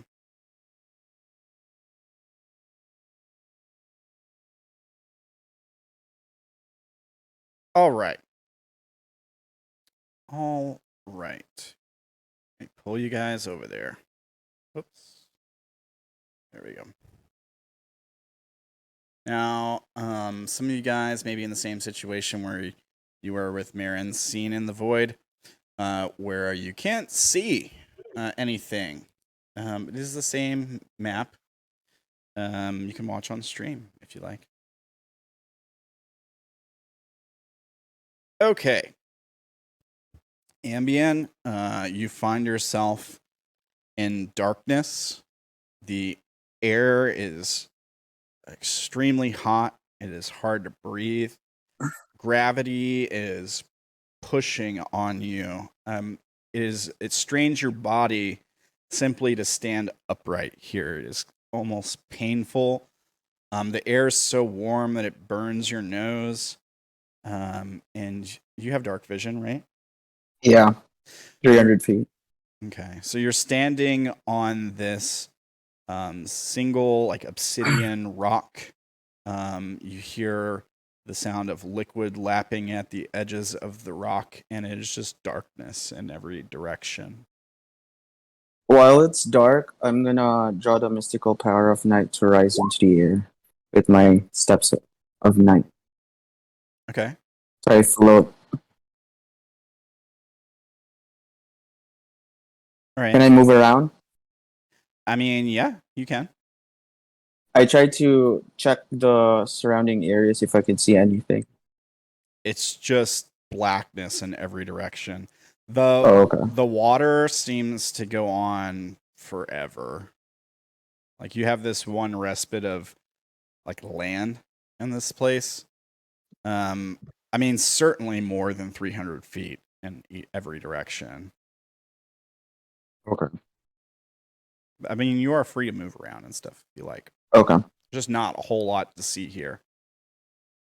And I start yelling, "Is anybody there?" As I try to float around. You hear like some shifting sounds in the darkness. At first, it sounds like something very large, maybe rubbing up against stone. Then there's like very loud splashing noises occasionally. Maybe the occasional like sizzling sound or crackling of like electricity. As you're looking around, I think off in the distance, maybe towards the edge of your vision from time to time, you might see the occasional flicker of a blue arc of electricity in one direction, and then like a splash in an opposite direction. That sizzling, pinging noise in another direction. So I take out the orb and I try to speak with it. And I tell them like, I thought you were gonna be with me. How come I can only see darkness and these flashes of light? What is happening? I don't know if it will respond, but So you don't get a response, but you hear what it said like in your mind. You're like remembering what its message was, and so you hear if you feel you must walk into that darkness, know that I cannot go with you, but that you walk with my blessing. Keep our light close. For as long as there is even a pinpoint of it in that darkness, there will always burn hope.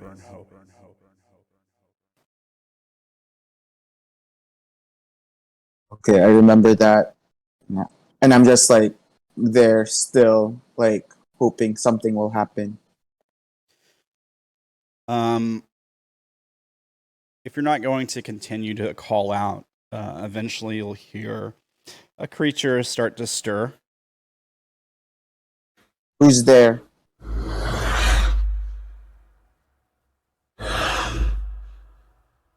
Very busy lately, are we not?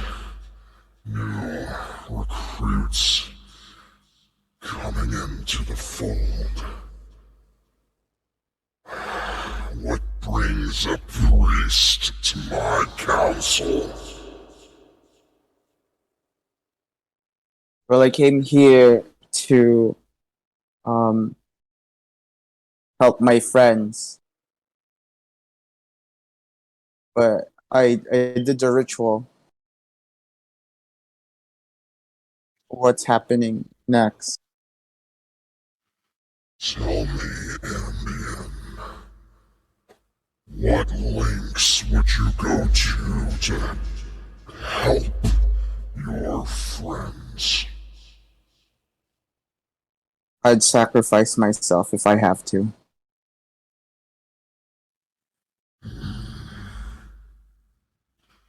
And if someone were to harm them, would this provoke a rage in you? A rage? Anger? I'll try my best to protect them. Do everything.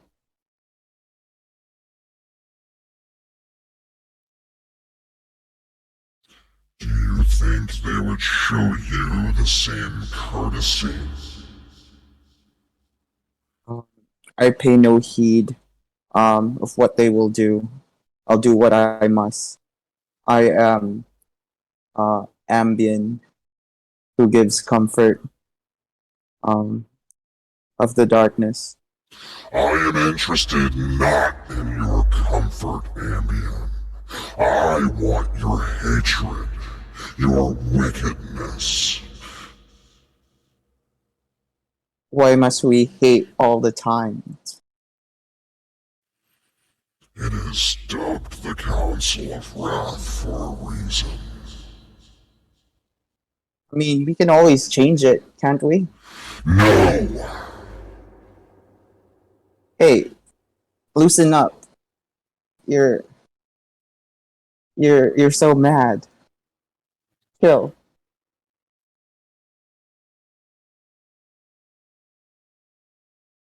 How can I find anger when I'm mostly thinking of peace?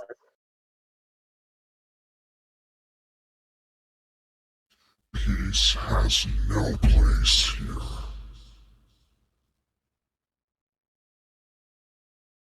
Neither Now you're- does your god.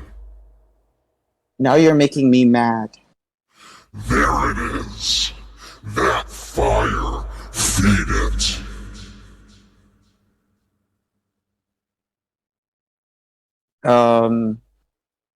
I try to hit what's like where the voice are coming from. I try to use like what's the command house? Guiding bolt. Okay, so it has to poke its head out of the water to talk to you. So Mhm. I'm just gonna put it on the map. You can see pretty much the whole map, I think, anyway. So you're more than welcome to try to guiding bolt this thing if you want. Okay. It's not gonna hit.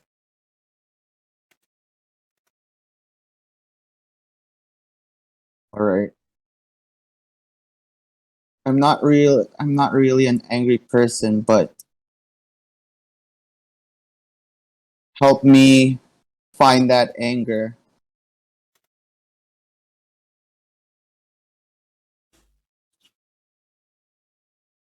First, forsake your arcana. Forsake what? The star. Oh hell no. I mean, the star gave you permission to do this. Okay. Alright. How do I do this? I start thinking to myself, and I hold the orb and I kiss it, and then I try to think like how I would like farewell stars. I'll wait for your embrace. and that's it. So you're basically like renouncing your vow to the star. Yeah, but I know that you'll be there with me. Hmm.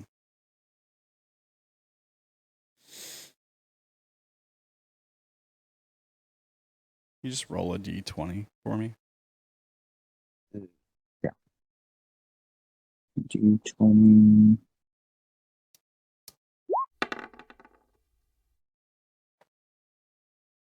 Okay. Now, can you make a deception check? Deception.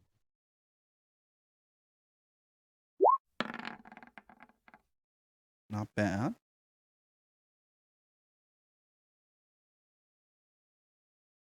Let me see here.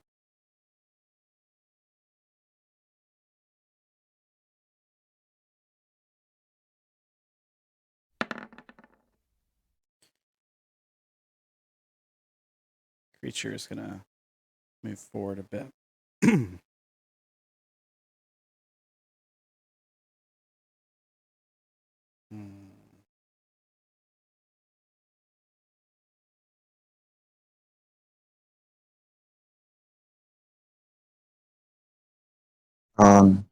I see a little bit of it, and I say, "How hideous, are you?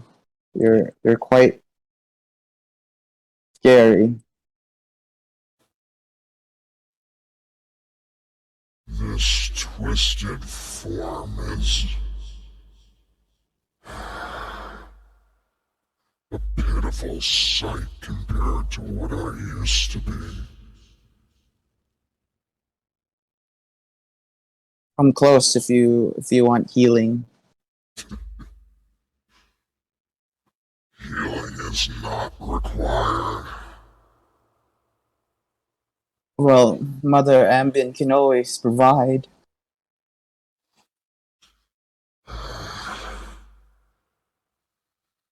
If you are going to last with the Council, you will need to find a better purchase. Be less of a fool.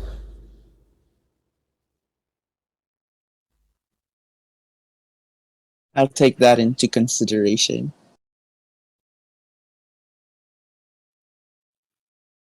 You forsake the star so readily.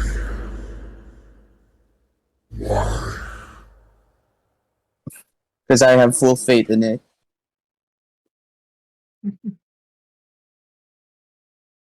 You have just given up that faith. The star cannot protect you now, priest. So long as my mind is still, what do you call this? Repeat the word. So long as my mind is at peace, that it will always be with me, then I'll accept my fate. That I will be forever protected or enlightened by its light. Enlightened, rich.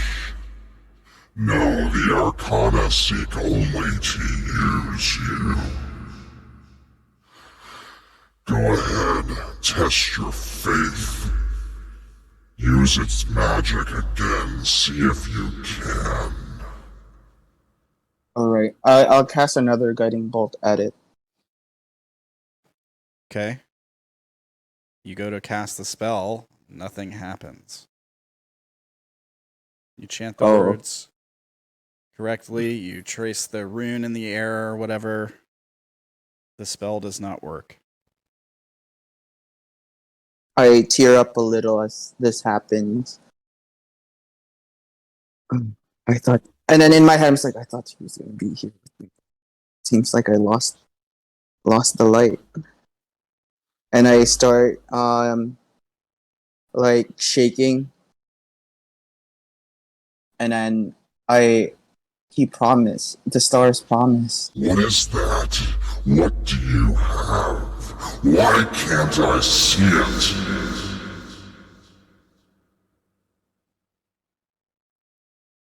I start getting like angry. Stop talking. Like, let me have my moment.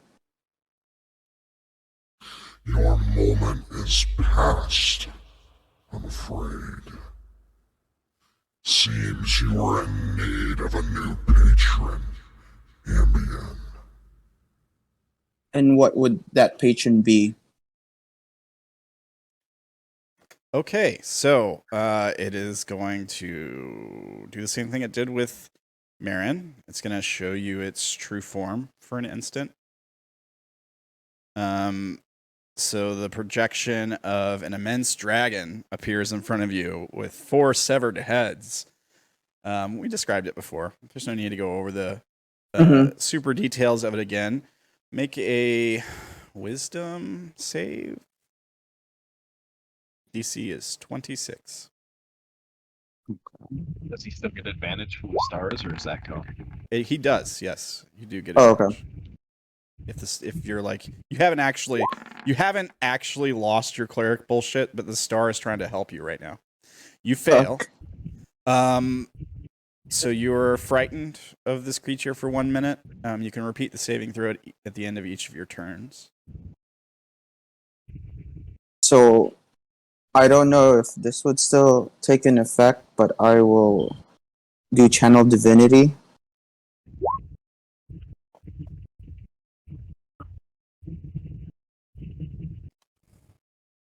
Oh, nice. Ferdy is now 2 for 2 on Forsaking Arcana.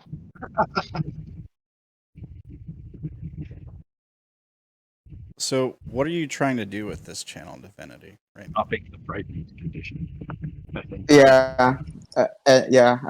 I'll try to end one effect, so I won't be frightened of it. Okay. It works. For all intents and purposes, the Leviathan is unaware of it. You're actually quite beautiful.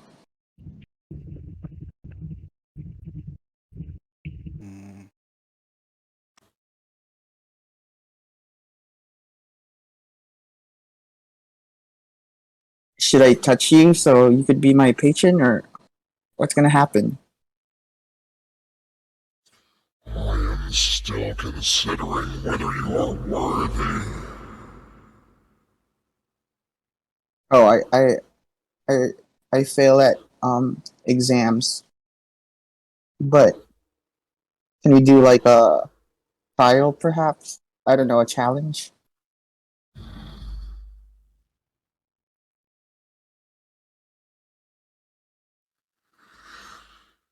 Tell me, how did it make you feel to murder a fellow priest?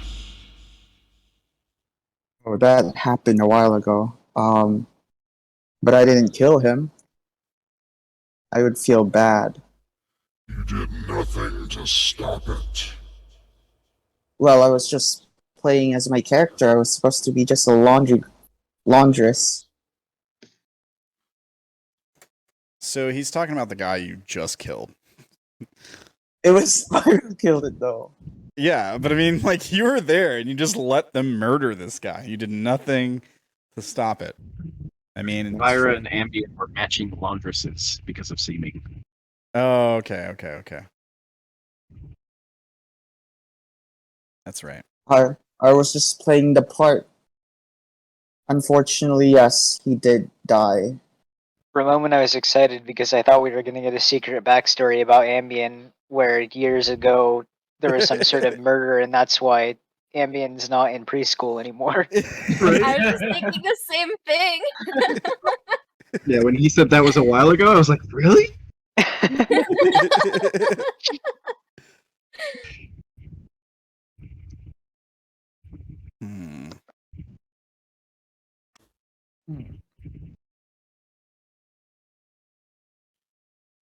A priest of mine does not get abandoned, but they must must show purpose, a willingness to kill, anger in their heart.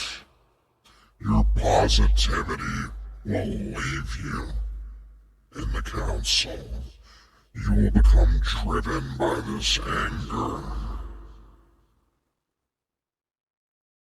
It will swallow you in time.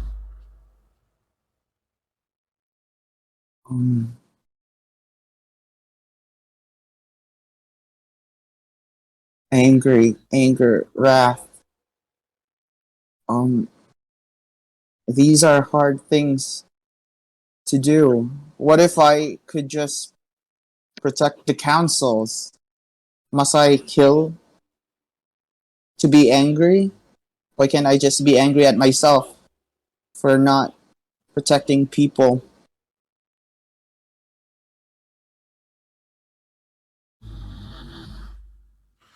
No. My council serves a purpose. To spread chaos, carnage in my name. To tear down the Arcana. To tear it down. That's the purpose of your council? It paves the way, one of many irons in the fire. You know what? I'm quite chaotic. Is that something? I do love chaos. I mean, chaos is good, but we're like the Leviathan's domains are chaos, wrath, and envy. Wrath more than anything.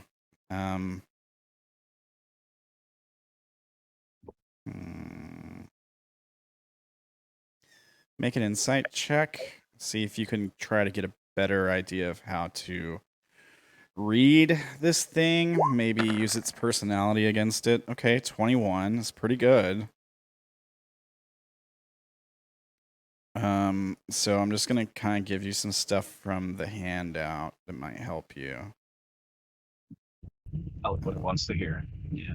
I'll show it to you again so we can look over it again together here. Chaos and Wrath, King, Queen of the Void, Gatekeeper of the Void, known as the Hellmouth. Representation of Wrath and Envy. Intense hatred for the Arcana. If you couldn't convince this thing that you have a hatred for even some of the Arcana, it doesn't have to be the star. Or other high-ranking demons, like something you can use to make this creature see you as an ally. So far, so far you've demonstrated no reason for this thing to want you in the council, right? Like, it's thinking more about killing you than it is about letting you in. Like, we've talked a little bit about this. You don't have to be sincere. You've passed a deception check already. So you could you're an actor. You're a professional actor, Ambien. You could just play the part, right? I love how Ambien's entire pitch up to this point has been, yeah, I really like some of the Arcana. I'm pretty peaceful. Don't like hatred. It's like all these things that make you look weak to this creature. No idea why you aren't in multiple pieces already. I like friends. Arrogance is going to be a big no-no with this thing. So if nothing in the world is its equal, where that's bold. Right after that, it says looks down on those who are proud and arrogant. So just don't be that, right? Yeah. Other than that, like, I would suggest playing the part and. Okay. Well, the thing that makes me tick is when somebody gets close to Havoc. It makes me envious. I would like to burn them. With searing light, of course. And if you learned that the Arcana had a part in his suffering,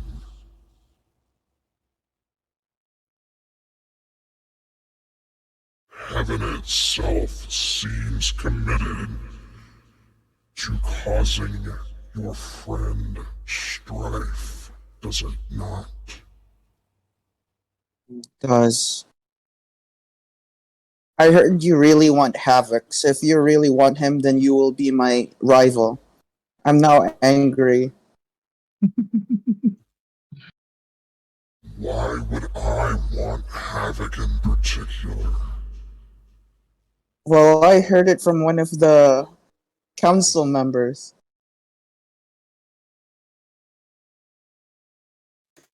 You rolled a 21 on insight. The creature is not being honest with you. Okay. So, like it says, like, why would I be interested in Havoc? I think you would piece together that it's not Leviathan that's interested in Havoc. You should know from Seston's plan that he's the one that wants Havoc to fight the Leviathan. To fight the... Okay. Now, I got it wrong. we know That from away. we know from Meryn's conversation that the Leviathan is aware of this plan. Like, but it's playing dumb with you here. Okay.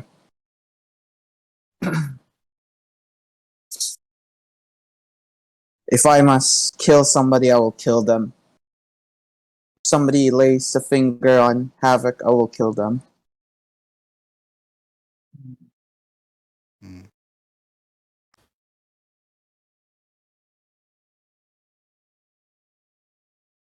Does that count as one of your...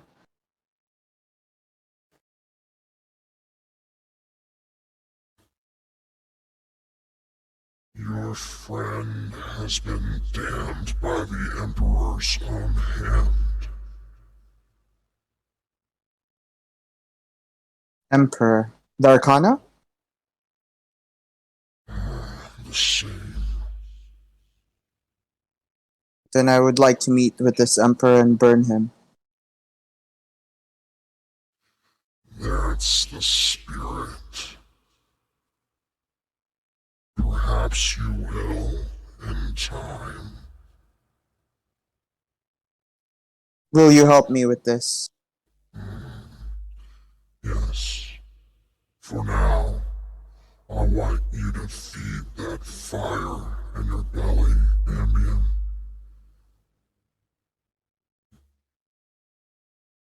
Use it to keep you warm, to light the way forward. In time, it may be all you have left. Then I will gladly do it.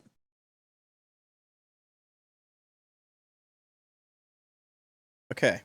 So, you pass, I guess. Barely. Hmm. I like that. You passed again. Barely. Barely. Man, there was a minute there I was like, man, I don't think if he continues down this way, I don't think he's gonna get out of this alive. Okay. Let me set the creature back to what it really looks like. Is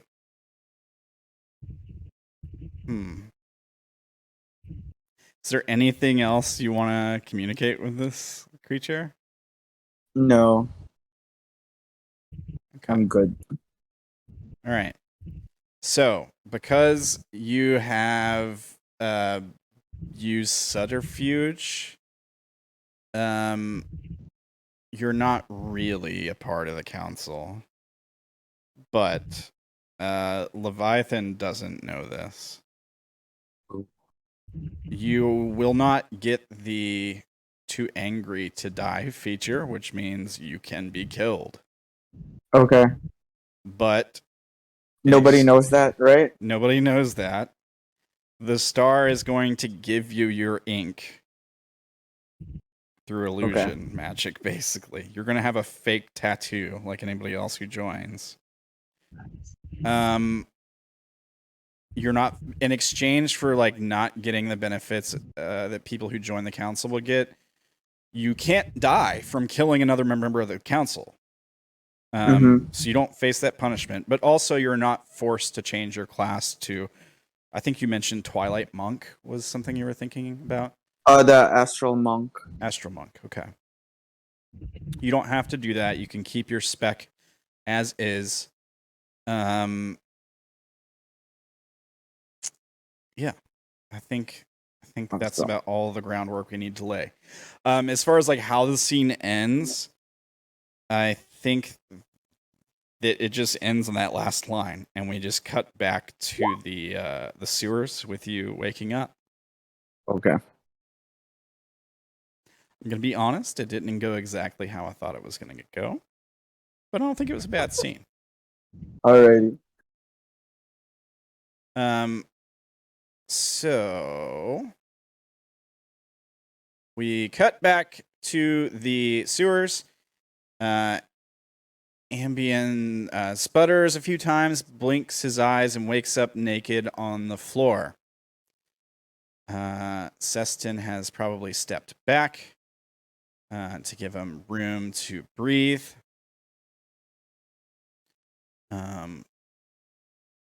You have two Shadow Havocs on either side of you. One is kind of looking at you with a concerned look. The other one is, what is yours doing, Havoc? Emotionless. Just standing It's there being motionless. Okay. Standing, staring, emotionless. Yeah. Okay. I think that this is Ambien's dream, waking up to multiple Havocs. It's perfect. We would see, like, as you're laying there on the floor naked right before you wake up, the ink starts to appear on your wrist. Maybe kind of reminiscent of the black veins that Havoc has, but not the same thing. But similar looking. Same kind of black color. Yeah. And that's it. You have succeeded on being a double agent, basically. All right. With the help of the star. That wasn't too bad. Vira, will you go through? Will you be next? Yes.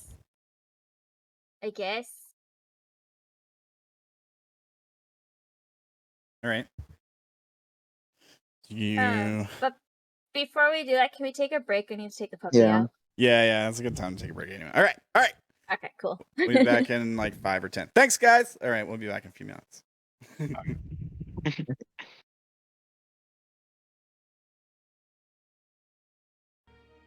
I am here. Let's see. Hey, are you guys all back? Yeah.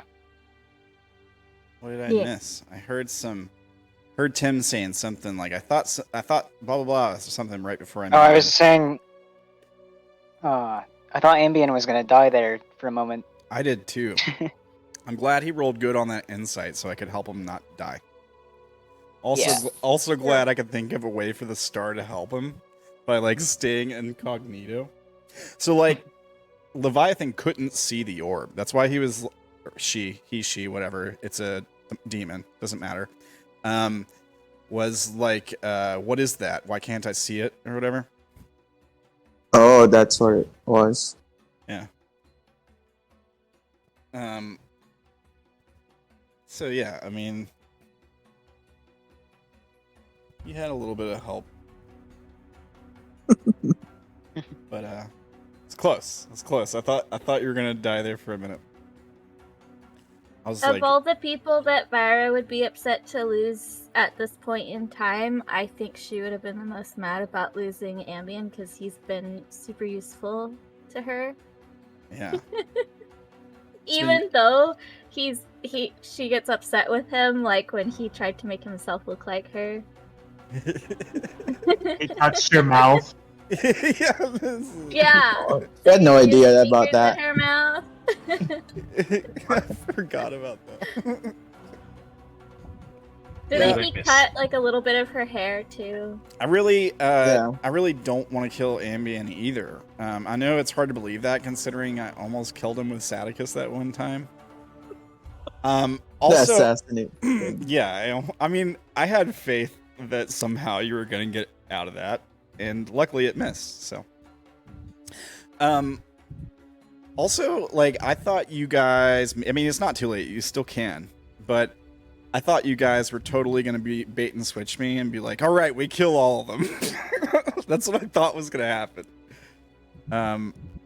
I mean, you, like I said, you still could. It's not like anybody else has actually sworn over yet, but yeah. We'll see what Alright. happens with Vira. We'll see. I'm looking forward to Vira's talk. I was telling them when you got disconnected earlier, Ella. I've been looking forward to your talk with Leviathan. I think yours is going to be different, very different from everyone else's. Everyone we've listened to so far, it's all like, where's your anger? You need to be more angry. And I'm just like, dude, what is it going to say to Vira? Is she not angry enough? Yeah, that's why I'm looking forward to it. All right. I will cut the music for now. Maybe we should play some spoopy music for the void scenes. Let me get something ready here. What was music playing? Yeah, I don't play it through Roll20 anymore because because I have two feeds open. Okay. So Yeah. because it always plays double for me when I do that. So Only the Twitch chat gets to hear it. Yeah, I'm sorry, guys. It's the easiest way to get. If I didn't have to have like a player view open along with the DM view, it wouldn't play double. But you could just turn off the volume on one of them. I can't. Could I mute one of the pages or something? I think I've tried that and it mutes both of them. Like I right click on the tab and go to mute site, and I think it mutes both of them when I do that. Oh yeah, if you do that, it'll mute both. But are you using a different account for the player view, or are you I'm just rejoining as a player in a different window. That won't work then. That's the only way I. Never mind. Yeah, that's the only way I can really do it to make sure that it puts me through the eyes of any player that's on the screen. So like when I do the scenes with Meryn, I can see as Meryn, I think. And other than that, like if you're all in a scene, it always defaults me to Kyo for some reason. So I don't know how to change it. Like there probably is a way to change it. I've just never 2 years in, I've never even looked at how to change that. It might be like a programming thing with the game. All right, so you guys are drawing all over the map. Okay. It's actually Garks. Okay. Well, we fade back in. What do you guys want to do? It sounds like Vira is about to go next, or first you need to get dressed. Oh. Must I need to be dressed? Yes. Yes, I don't want to wake up and see like this. Alright. Ambien starts donning his clothes. What did you see? How do you feel? I feel angry. Does he actually feel angry? Insight. yeah, I was gonna say I think Seston might insight that, just like the way you said it. Oh no! Oh no! Okay, Seston doesn't have an insight thing. He should have an insight skill, but I haven't given it to him. Because I probably didn't think I'd ever use it. Let me see if someone else does. I think maybe Lynette has a pretty good insight. Yeah, I'm gonna use Lynette's. Okay. Soul fail too. Okay. So far, you're fooling everybody. I'm gonna give Lynette. They have a very low bonus. Okay, I'm gonna give Lynette advantage because the council, like Seston, is like helping. Okay, Meryn, pretty good. 15. All right, now we need Ambien to roll deception and beat a 15. Okay. Feel like I'm gonna use my inspiration in this. Oh yeah, okay, good stuff. Sadly, I do not. He's not expert in deception. Oh, you just did really good on that last roll, I guess. Well, 16 is not really good. It's pretty good. I feel like unless he rolls like super bad. Yeah. Oh, well. Can I use guidance? Add guidance to that? You can. No, actually. You can. All right. If guidance works on ability checks, then yeah, I'll let you do it.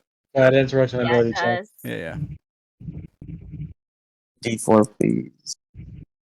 I feel like because nobody's ever actually seen Ambien angry, the party can't actually tell. Yeah. He's not an angry guy. Oh no! 14. Dang. Okay. So here's what happens. Lynette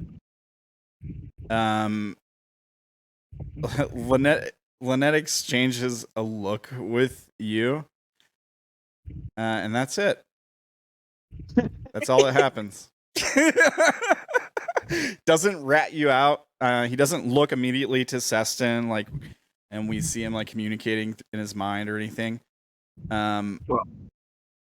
It just all he's really figured out is that he isn't actually angry. Yeah, it just has noticed that it has picked up on your body language and behavior that something might be off, or yeah, that's it. Why That's are all. you angry? What did it do? Well, I don't know. Just go there and do the ritual. You will know. Great. Helpful. I'm always angry. What will it do? Make me happy? It will. How can I say it without making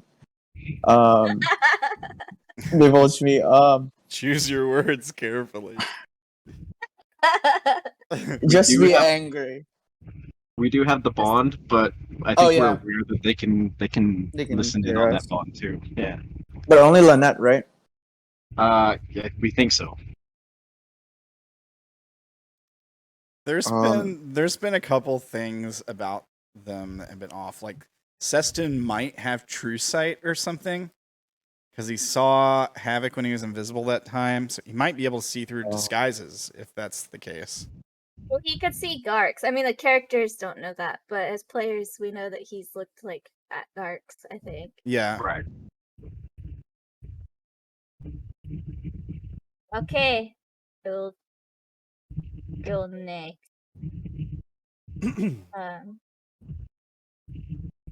What is she reading?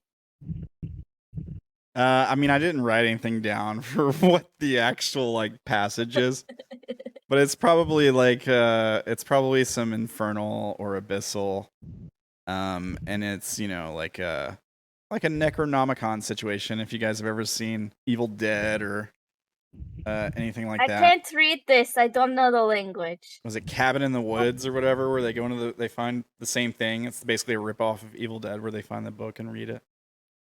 At the beginning. I mean, the movie ends up going a totally different direction. I don't mean that it's like all a rip, but It's gonna be real hard to teach her if you didn't write anything down.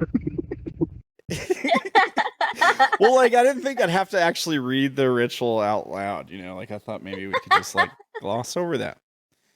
But it probably sounds like Latin or something. Here's what I'm gonna do is I'm gonna hang on. Like you'll recognize this. Some of you guys will hang on.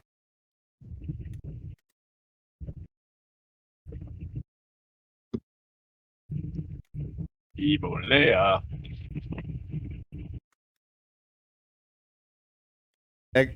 So here's what it says. Exorcisamus te omnis immundus spiritus omnis. Wolf recognized. You recognized it immediately. I knew you would. Omnis Satanicus Potestus, Omnis Incursio Infernalis Adversari, Omnis Legio, Omnis Congregatio et Secta Diabolica. That is a real incantation. It would not be useful in this situation because it is an exorcism incantation from the show Supernatural. But it sounds good. Like, it has the right kind of vibe I'm going for as far as like what it sounds like. Sure. So she's gonna hand the book to somebody who can read it, and she's gonna say, "You read it and I copy," and then she'll. So you're supposed to cut your hand first, right? Yeah. Yeah. So she'll cut her hand and then wait for whoever to copy what they're saying. Yeah, so like I think I'll give it a little bit more detail since I'm a DM. So you're like cutting your hand into this like ritual bowl or like chalice, and like around the bottom of the bowl is that like statue depiction of the Leviathan, the black and white image that we've seen before. Yeah, and it's just like There's a little statue in it. yeah.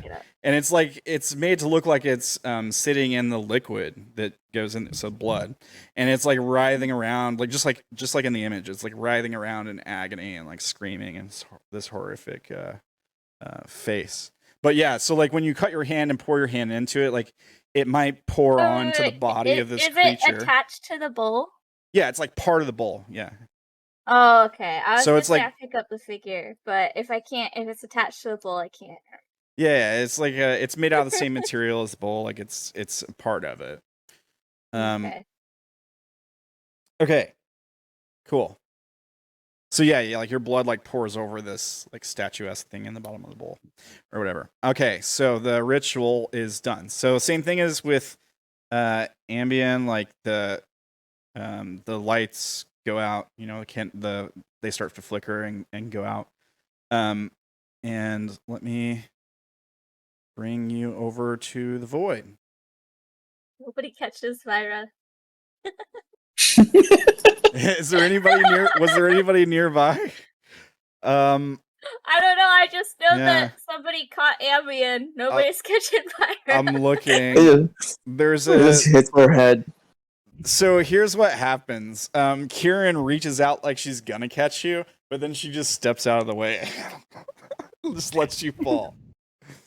Yeah, I think that's what happens. All right, let me get rid of. Is Ambien still on the map here? I'm gonna have to. Yeah. Let's switch it with fire. Yeah. And it's 1 hit point we take, right? Yes. It's just 1 hit point of damage. Nothing crazy. Let me just throw Ambien into the lake here. All Go for a right. swim. Okay. I want to, just in case, like, you want to do something, I'll pull Leviathan off the map for now. So, you come to, do you have dark vision? I do not. Okay. So, so when the candles blow out, you're just suddenly in darkness. Like, you feel a great heat hit you. It's suddenly like, the air is like, it's like breathing in hot soup. Gravity is weighing on you very heavily. It's painful just to stand up straight, and it's hard to breathe because of that. And yeah, you can't see around you, but you hear nothing but the faint sound of water lapping at a shoreline around you. Okay. She's gonna take her arcane focus and cast light on it. Okay. Now, can you see on the map already, or do I need to give you? Yeah. Okay. Cool. So you cast light. It works. Your spell functions normally.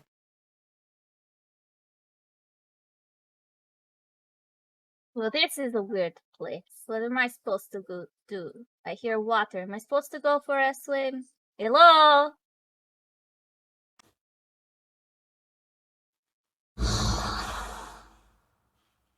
It seems very busy today. You're going to be busier. There's more. Yes. Another seeks to join the council. Another what? Seeks to join the council. There's 6? Seeks. SEEK. Yeah, another seeks to join the council. Oh. The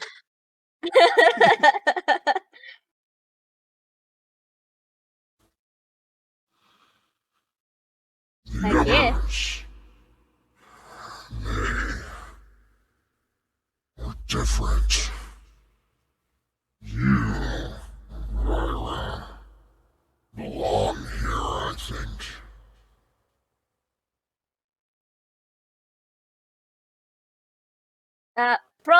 Probably, but I don't like being slaves to others. It just pokes out of the water right in front of you. There's no games like slithering around in the dark, making noises, trying to spook you or anything. Like with the other ones, it just slowly pops out of the water, like head first in front of you, and like observes you. I guess you can't see it though. Oh wait, no, you have light. You have light on. Sorry. Yeah, I cast light. Let me double check. What is light? Light gives me 20 bright and then an additional 20 dim after that, so I have about 40 feet ish. Yeah, you can see it. Barely. Since it's technically mostly in the dim, but yeah.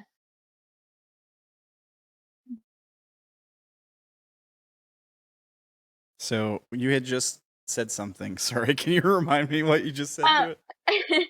She said probably, but I don't like being slave to others.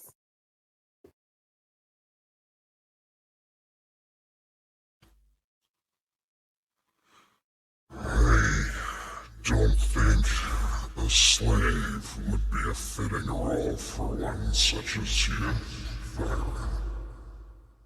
No, this is why we killed the last one who tried to make me slave. No, you are special. A fine leader for the council you would make. That's good. I am already a leader. What's a few more? Hatred comes naturally to you, yes.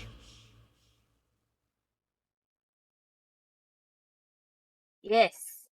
I mean, when you are raised like me, always. Tell me, why do you kill? It brings me great joy. Yes.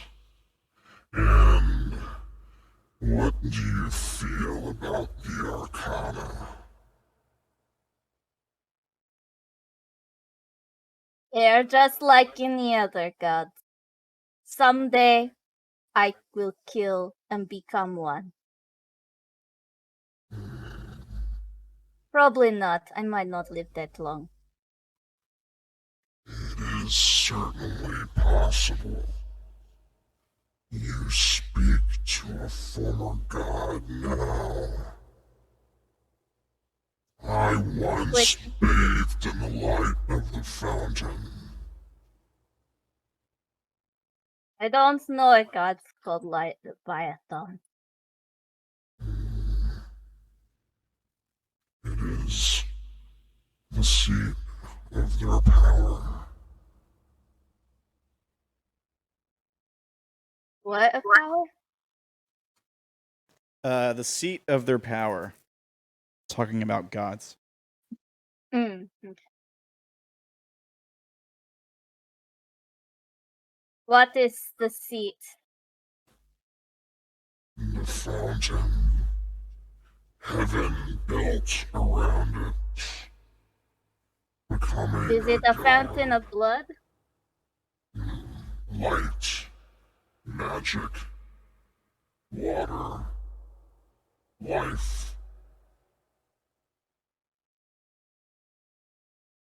I see. The place from which all souls and power flow.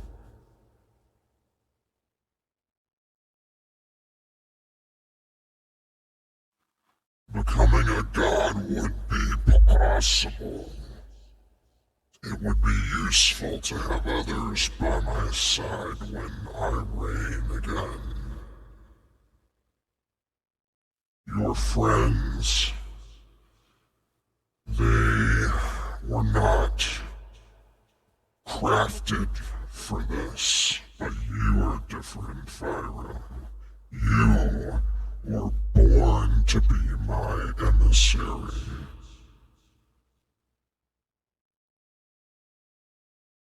So I still work for you. This is the problem. You say no slave, but then you want to still work for you. Am I slave or not? I would require your assistance from time to time, but it is a transaction. I will give you power in return, and make sure you are free to kill many.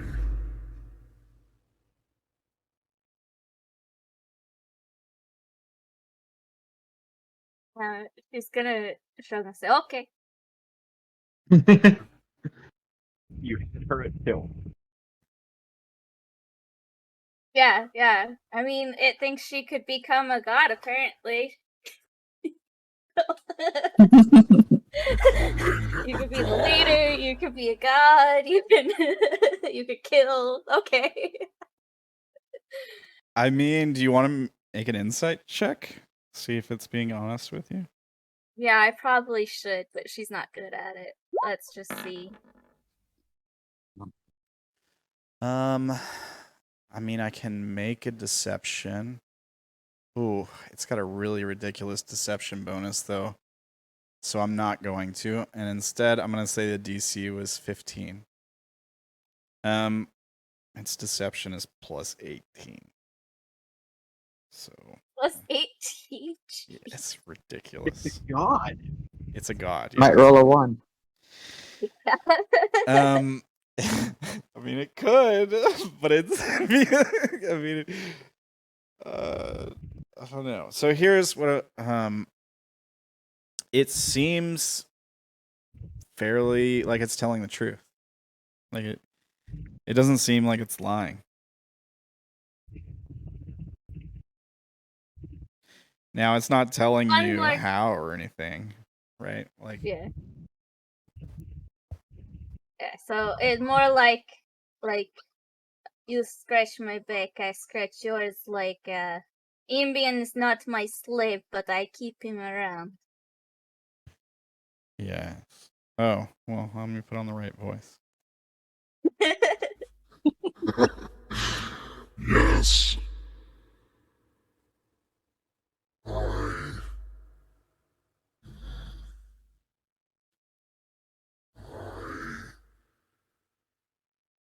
think you would benefit most from knowing the true nature of the gods. The Arcana ascended as well were not always what they are now.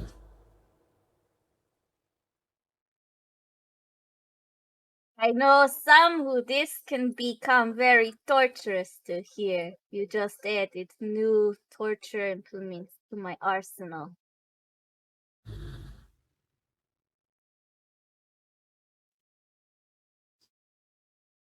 You know of the purpose of the Arcana, yes?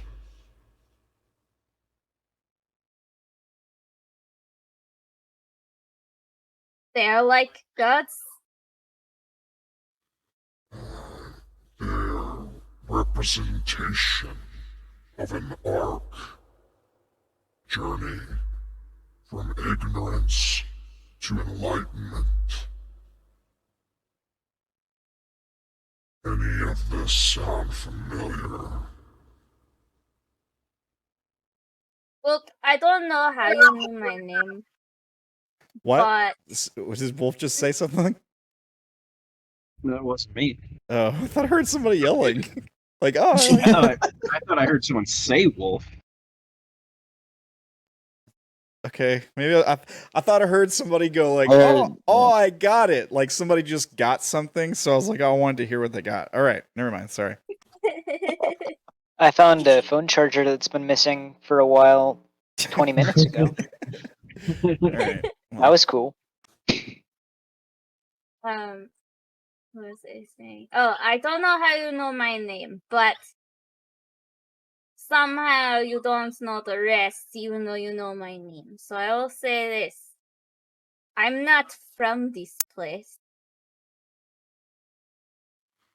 No, but you have spent enough time here to learn the way of things. Their power extends to your home as well.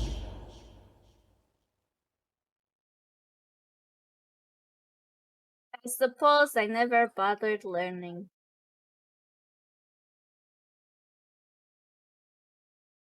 The truth of this arc, this journey, is its instructions to godhood.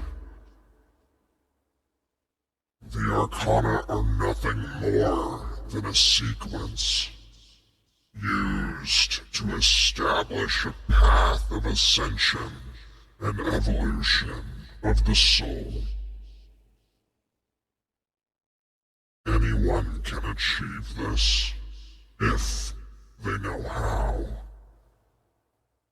and have the determination and time to see it through.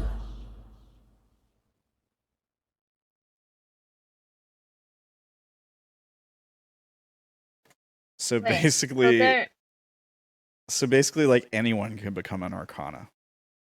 Basically, is what it's saying. Like, religion of the world is a lie, and like the truth is that like the whole arc and journeys stuff is just like instructions to godhood, basically. And like those that actually achieved it have like cemented their hold on the world, kind of thing.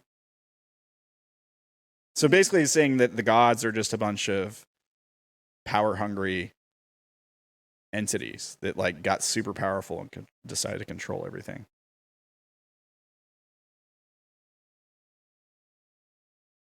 So you they- want to destroy the path.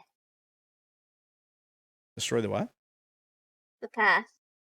If the Arcana are the path to that, then Not and until I walk it again.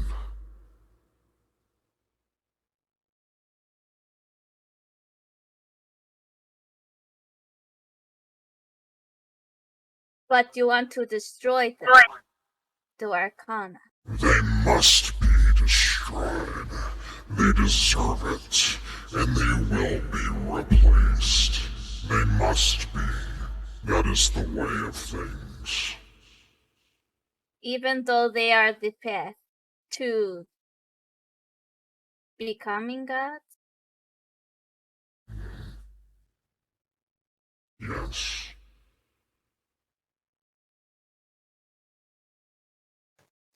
So Virus confused. make intelligence. Ella gets it, but Virus. Oh, okay. Okay. I can still make the intelligence check No, if that's you fine. want. It's fine. No, your character isn't super familiar with the Arcana. That's why you get this lore and not the other people.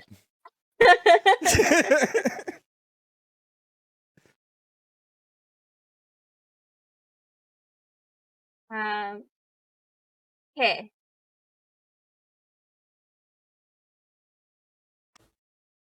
We could destroy the path so less can become gods. But you and me still can. We hoard the power for ourselves, like they have. I seek only retribution for what they did to my children.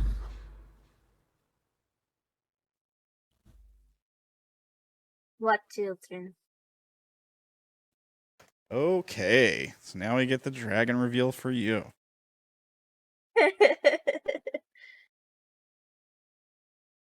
Ba-da-ba-ba-da-ba. Okay, so super big red scary dragon appears, severed head, sparks Oh. on. Go ahead. Real quick, where Vira's from, their people actually made a deal with Tiamat to use the young dragons. So they have they're not really dragon knights, but they're I forget what they're called, but they're knights of the queen ride around on dragons, red dragons that were loaned to them by Tiamat as part of some agreement. Okay. So there might be a chance Vaira might recognize if this is Tiamat or not. Good. Okay. That would be awesome. You would notice that what the image that Tiamat projects when she does this. I mean, Tiamat's a she canonically, but it's also like a god. So, yeah, I mean, you would, if you recognize it, you would definitely know that Tiamat is seriously messed up.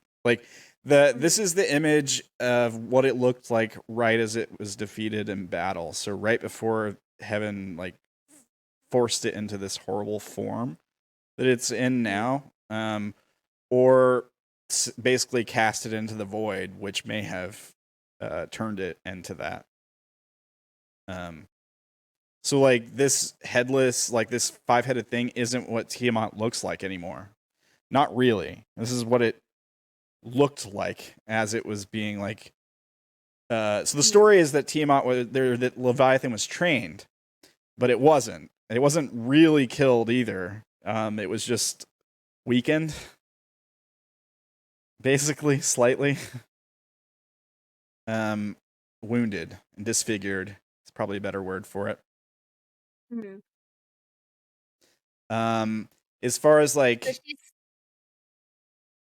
she's what dragons you guys had, if they were just young drakes or adult dragons, what ancient dragons, what were they? I think they were young, just enough to fly, and then because the agreement was that they would work together until they reached a certain level, and then they would swap out for new ones or something. Young to adult, but they don't actually age while they're there, so Yeah. they just get a lot of experience as far as knowledge. Yeah, so pretty much the ones that are there are probably ones from a long time ago, since they don't age while they're there. Okay.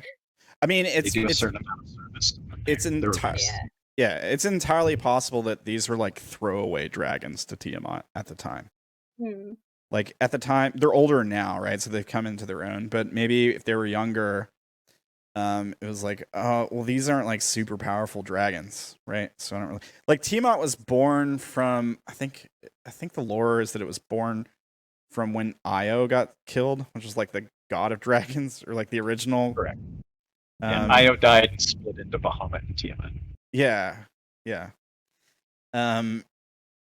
So as far as what Tiamat would consider, her direct children might be way more powerful than an adult dragon,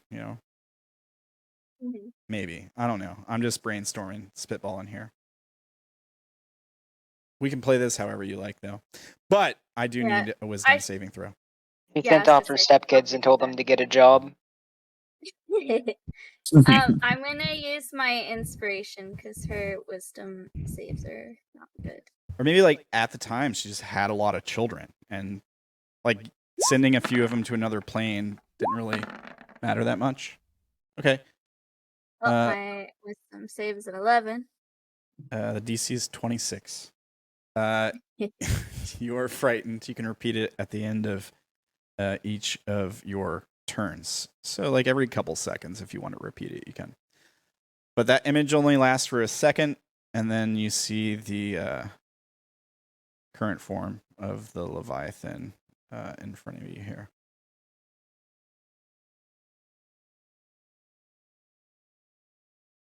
I forget what frightened, because fear and frightened are different, right? Yeah. No, you just can't move towards it. Basically, you cannot approach it, Yeah. and you have disadvantage on skill checks for as long as you have it within sight. Okay. Alright. So she'll be like, I heard you. Wait. So there is this next still, and she just saw. She still thinks it's Leviathan, but she knows Tiamat has 5 heads. Well, actually, like What? Tiamat has many forms. Like the 5-headed Tiamat is just like the most popular. Like avatars of Yeah. Tiamat have taken many different forms. That's the version that the gets know. Oh, okay, yeah. Just because that's the version that is in the normal lore. Okay. So I guess she'll be like, "What happened to your heads?"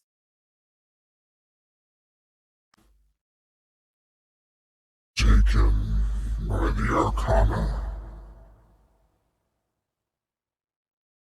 Are you the same? Are there more than one dragon with many heads?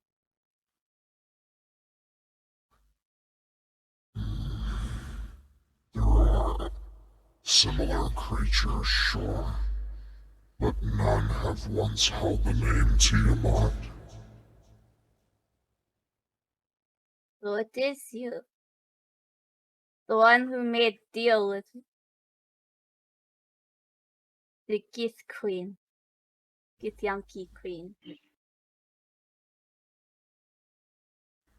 Our kind have made many bad deals.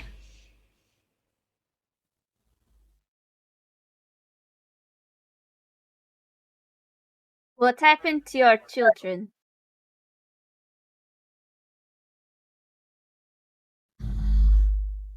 Do some not still live with the Githyanki? Perhaps separated from me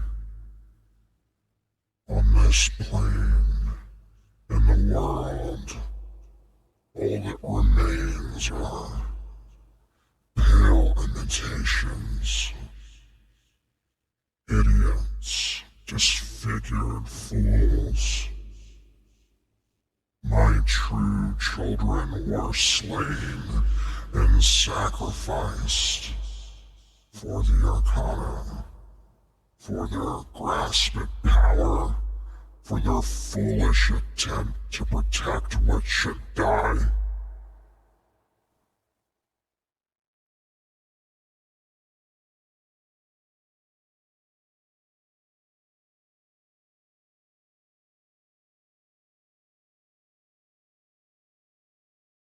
Vira's just standing there in silence because she's going over it in her head. Wait, does this mean even the ones that my people have back at home are gone and stuff like that? That is a good question. Perhaps we will answer it someday.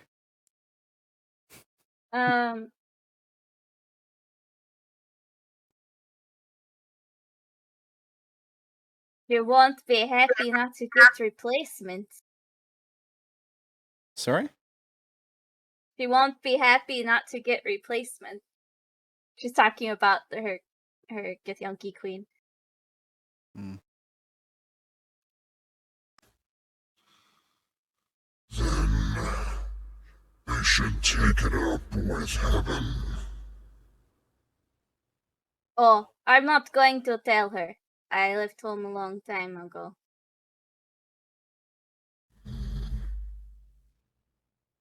Like I said, their meddling affects your home, too.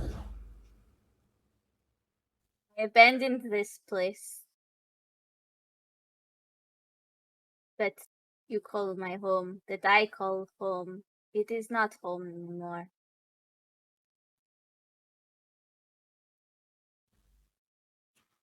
There I cannot kill as I please. And by my side, you will.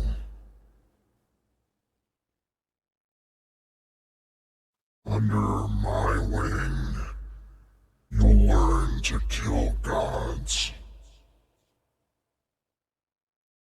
Vira looks very excited about this.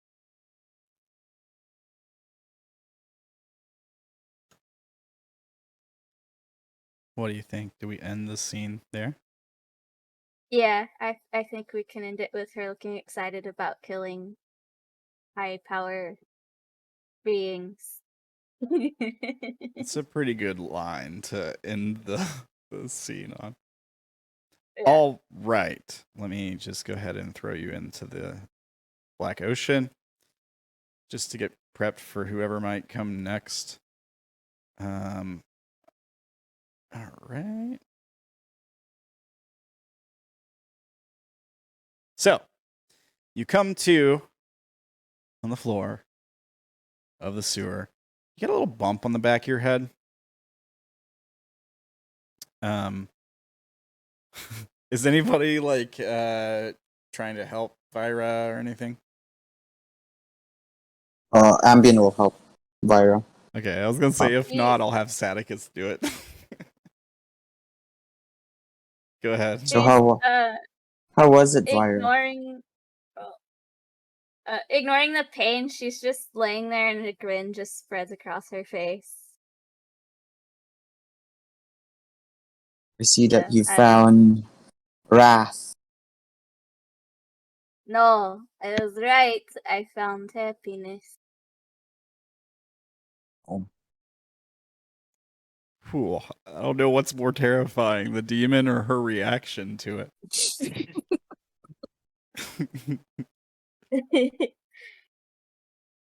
Leader, what did you see? I saw a dragon. What kind of dragon? It was one. For a brief time, it looked like one that my people made deal with long ago. And most of the time, it looked like a serpent, right? Sea serpent. Yes. With like some horrible deformed wings on its back that are like super small for its body and function more as like small fins now. But when it was briefly the one that I knew that my people made deal with long ago, it was missing heads.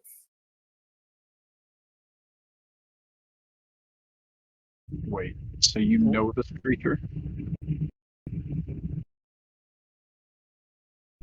It was once Queen of Dragons. I'm gonna look at Sadicus. Or, Sestin. Alright. Do you want to make an insight check on Sestin? I'm kind of giving him a what the fuck look. Like you were gonna mention that? Not very good. He looks confused. Like he she'll he seems like he doesn't understand. She'll look around at the Council of Wrath members and she'll say, "You call it a demon, but it is not." Can I see if Soul knows anything about dragons? Yeah, what would we know about dragons in this setting? 'Cause they've been gone for a long time, right? Yeah, it's like thousands of years. I suppose I would accept history, maybe arcana or religion. The information you get will depend on what you roll. Okay. So Soul, you might know something. I'm gonna wait for everyone to roll before I Religion or arcana. History, religion, arcana, or what? I mean, intelligence checks. if you got Please. something else that you think might apply, I'd be willing to hear you out. Okay.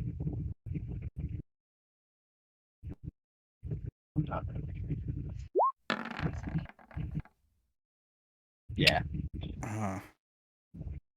Anybody else? Was Ambien gonna roll something? Okay. Ooh, not a whole lot from you guys. Ambien. Well, let's start with Wolf. Dragons were some super powerful reptile things that got killed off a long time ago. Beings of magic, like, don't know a whole lot about them. Some of them were probably some of them were good beings. Some of them were really evil. They had something to do with heaven, you know. Yeah, Havoc is more focused on practical threats to everyday life rather than these things from the past. Yeah, makes sense. Ambien, pretty much the same thing. The only you get a little bit more information. You know, some of them worked with heaven, and some didn't. Some were like enemies of heaven. Yeah. Okay. You know, I mean- that some of the ones that worked with heaven made the ultimate sacrifice. Okay. Really quick, while we're on lore, common knowledge. Do people think that the Earth is or the world is flat or round? God. Oh, that's I mean, here's the thing. Like, even in ancient times, like, people had the idea that the Earth was curved. Like, I think the ancient Greeks even calculated the size of it based on like the movement of the stars and stuff. I think people are pretty sure it's curved, but also like the court hasn't really like explored the whole planet. Like, they haven't taken over the whole planet or anything. They're too busy constantly being kept in check by demonic incursions, you know, things that are constantly keeping the population in check, basically. Yeah. Monsters, like civil wars within their own territories, so like swords and coins going to war against each other, has sort of like prevented them from expanding to the point of like the entire planet. But it is curved. It is a planet. It's also a plane of existence. But also, like, before the founding of creation, that stuff might have been a little bit different. So there is that. All right. Soul, you know all the stuff I told to Wolf and Ambien somehow. Maybe the dwarf lady who created you told you stories about dragons or something. Right. Let me see. What more information? You know that the ones who were sacrificed were done, like, they did this to seal away some kind of great threat. But it wasn't like a permanent fix. As far as like evil dragons go, you've heard there might be one in the Dwarven Mountain or under it, being controlled by the dwarves, being used for some purpose, probably a nefarious purpose, maybe even enslaved or forced to carry out some task for them. Yeah, and most of them were wiped out.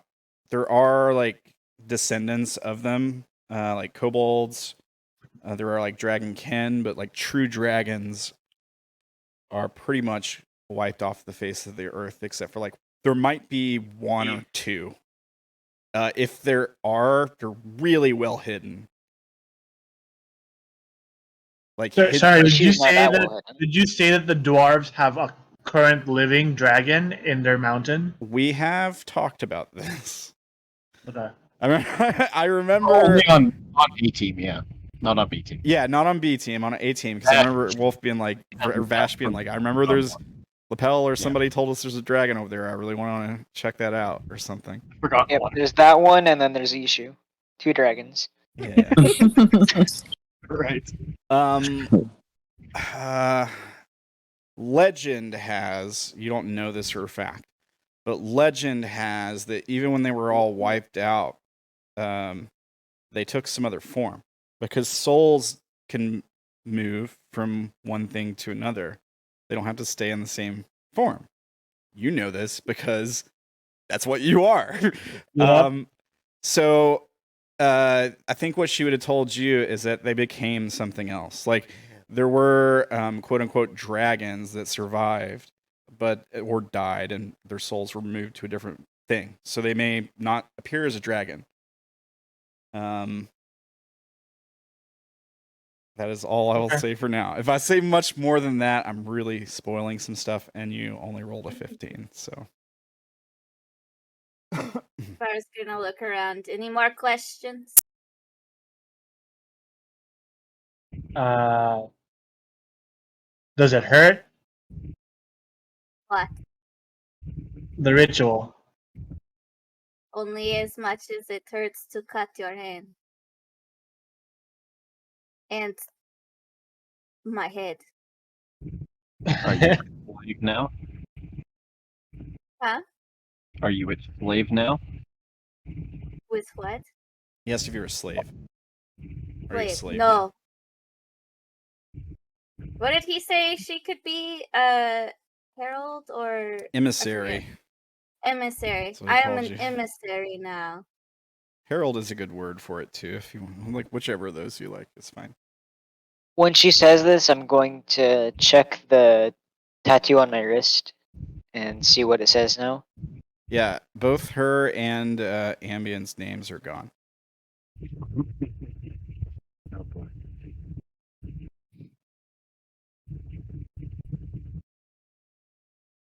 Um, Does my wrist have stuff on it? Yeah, you have a tattoo that has Havoc and Soul's name on it, like on your wrist, in black. Like it almost kind of looks like an ink or a tattoo, or like blood before oxygen hits it.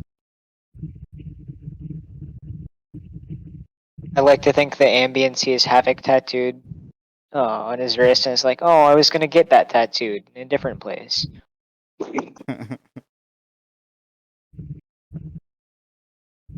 I guess What it's a my gem turn.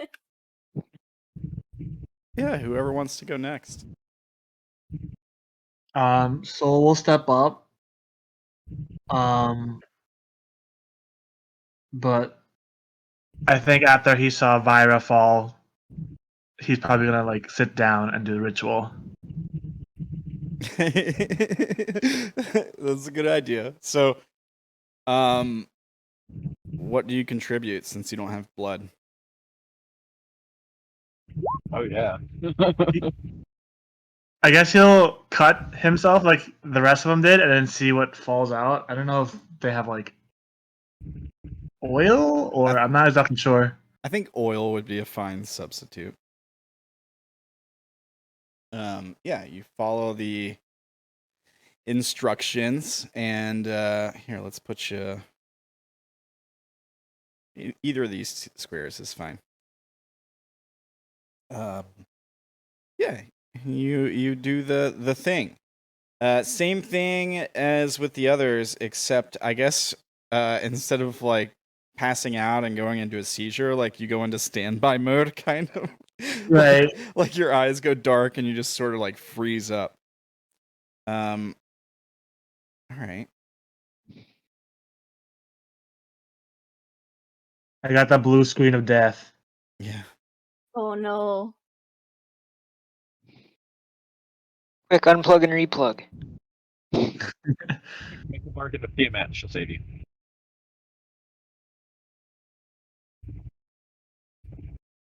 All right. So, you find yourself in darkness. You still have to breathe and stuff, or do you not? I don't have to breathe. No. Okay, so the air is not a problem. Your temperature sensors would pick up that it is warm. It is much warmer. Do you have dark vision? I don't. Okay, so you're just in darkness. You probably feel a lot heavier suddenly. Mm-hmm. It's hard to move. It's painful, especially to stand upright, that kind of thing. What do you do? Hello? Is anyone out there? Yeah, your voice just like echoes off the water you hear lapping at the shore near you. Hello? I was told I would talk to someone here. Something about dragons.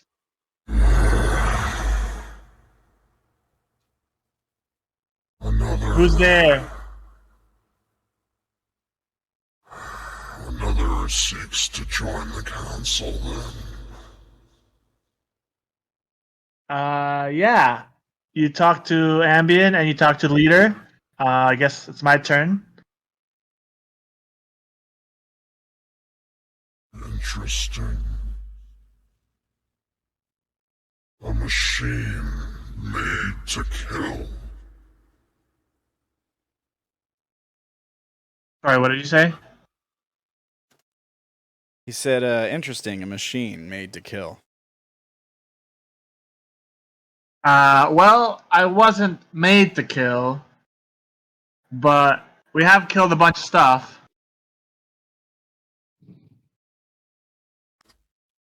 Your body was. The spirit somewhat different.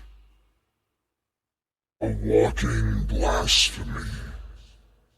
A perversion in the eyes of the Arcana. Yeah, that's what people have told me all my life. Like that one priest, the one who just died, he was kind of acting kind of funny, but I think after he found out I have a soul, he was fine with me. At least that's what he said before Leader killed him.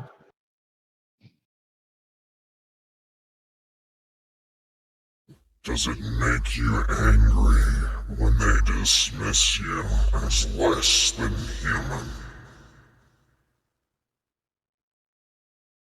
Kind of. I don't really care for any of them as long as me and Kitty survive. They say that since my soul was pulled from some wheel, that it's blasphemy for Arcana or something. I don't really care for the Arcana.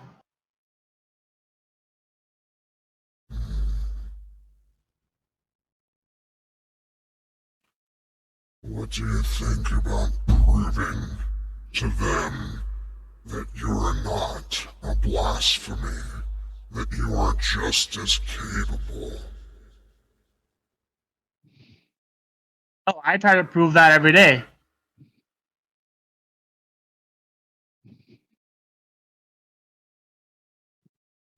Do you know a way to do that?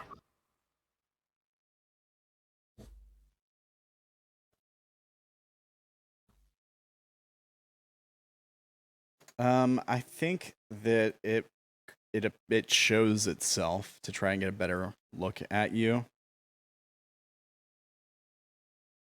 But I can't see it anyways. Yeah. So it's gonna swim up close. I guess what you hear is like splashing in the water, as something very large moves toward you. Hello? Do you know a way to prove myself?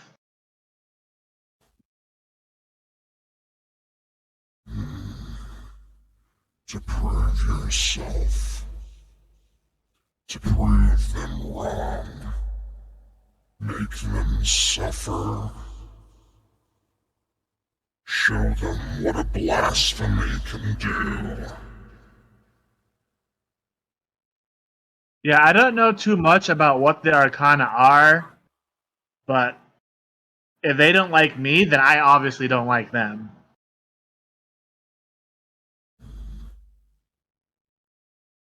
Yes. The Arcana would just as soon cast you into the void. Do you know who they are? Or where I can find them? I can show you in time. They fancy themselves gods. But first, you have much to learn. Are you going to teach me? Who are you, by the way? What's your name? Leviathan. Have you not heard it already? I have, but you can't really trust some of these people. Trust is for the weak. So, at least they were telling the truth about that. I only really trust our group. There's Havoc, there's Ambien, there's Kitty, and there's Leader. I don't really trust that Meryn guy though. He's kind of mean.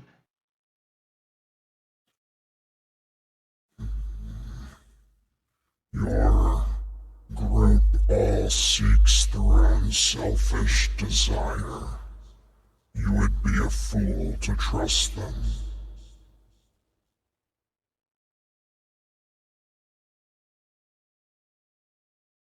Well, as long as we stay alive, they've kept us alive for now.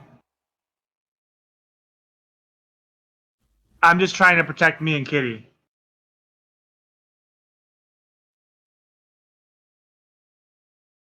Will you help me protect Kitty?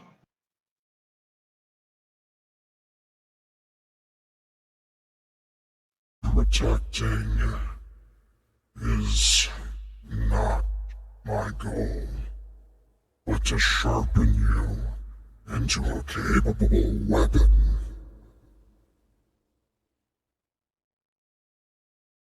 We can do that. We really just want to stay alive. Because everyone else out there wants to kill us.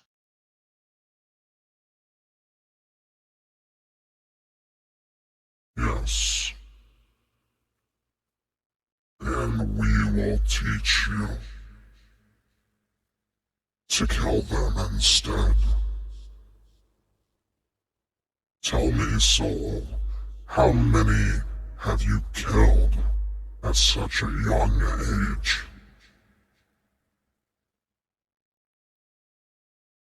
Well, I think I killed some guards on the way into the sewers. Maybe like 3 or 4. Does it bother you to kill? Not really. They tried to attack us first. We were just trying to get to Havoc, because Havoc said to come find him.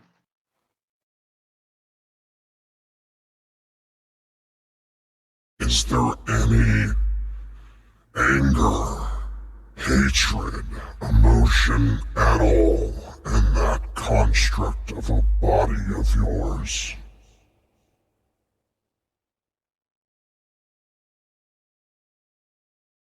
It depends on what they do to us. If they leave us alone, then there's no hatred towards them. But if they hate us, then we hate them back. If heaven or the righteous learn of your existence, they will have you killed, certainly. Well, then we will do We will do what we need to survive. And if you learn to give in to your anger, I can help you do just that. Well, if you want me to be angry, then I will try to be angry. More than that, use it to fuel you. You know what makes me angry? When that guy Meryn said that he doesn't like dwarves. I really hate him.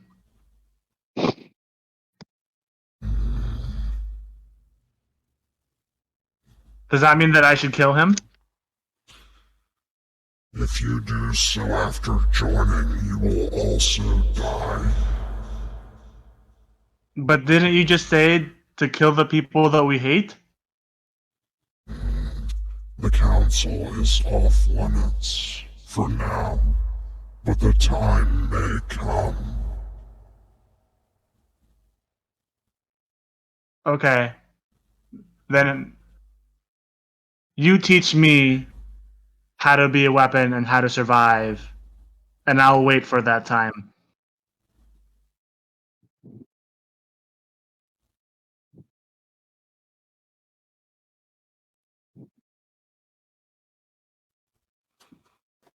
Seems like too easy. I don't know. Like, I don't know if it feels like you're really committed to the whole anger thing. So,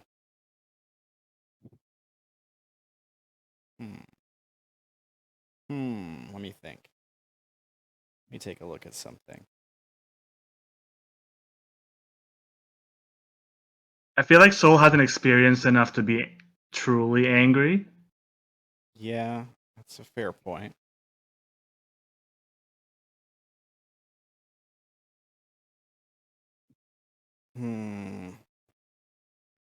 I wonder though, would Soul have been a little angry when Crudiat was like kind of threatening him and Kitty?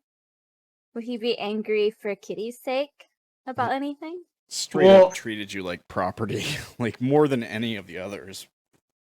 That's true. I think he would also be angry at the church for like killing his creator too. Okay.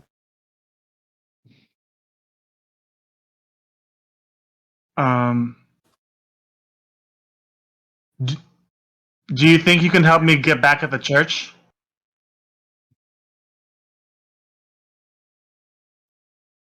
They sort of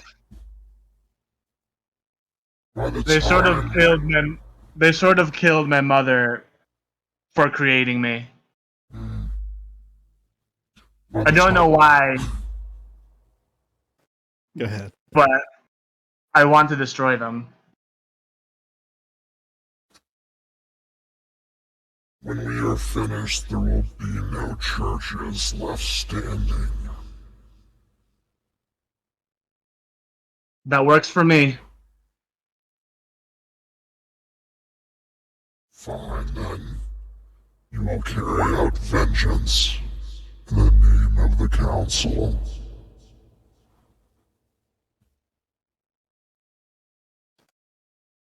I don't think it shows you. I don't think it ever shows you its form, like its dragon stuff, or even that you see it at all. Because right. Even if it does, I wouldn't see it. Yeah, yeah. Is there anything else you want to do here before we end the scene? Like, I feel like maybe we're missing an opportunity. I'm not really sure what it is, but I'm trying to think. So I'm just talking to a disembodied boy. So how exactly will you train me to become a weapon? Will you train Kitty as well? It will come naturally. Pay attention to the rest of the council. Learn from them. Follow the jobs. Your next one is in creation. Will Kitty have to do this ritual also? Because if he does, I have to warn you, he doesn't really speak. Yeah, is he like? What's Kitty's intelligence? Very low. It is -3. So that's 4. Man, Garx is more intelligent. So no languages or anything. It understands the languages that I know. Okay. It's intelligent enough that Vira could include it in her telepathic bond spell. All right. I don't see why not. I just don't think it would be a conversation that Worth would- having. like on camera. Like Right. it's mostly gonna be like talking to a tiger, right? So he's just gonna be like, all right, I'm gonna let you do tiger stuff or whatever. Just be a very vicious tiger for me. Kitty is welcome on the council. 2 killing machines are better than 1. We won't let you down. But tell me, if we want to get rid of what are your plans on how to get rid of the church? You said once we're done. What is it that we're doing in creation?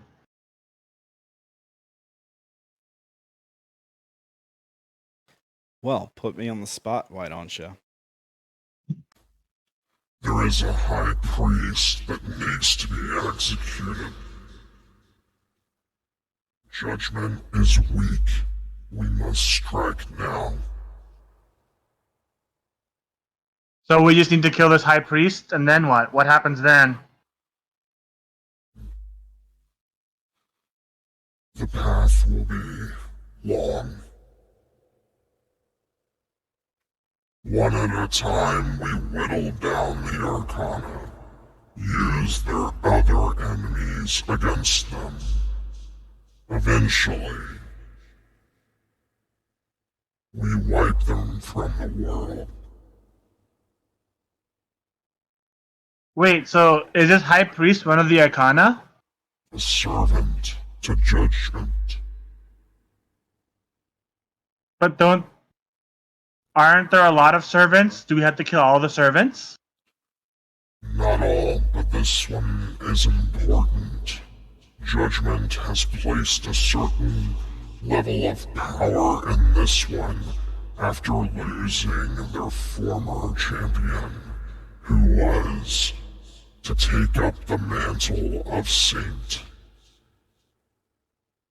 So what is this high priest called? You want me to give you the name now? Okay. I was gonna wait until like we come back to B team so I can give it like a name I knew would be good. But we can just generate a random name. As a GM, sometimes I say they tell you the name, which I will come up with later and tell you. Yeah, that's a good idea. All right. They tell you the name,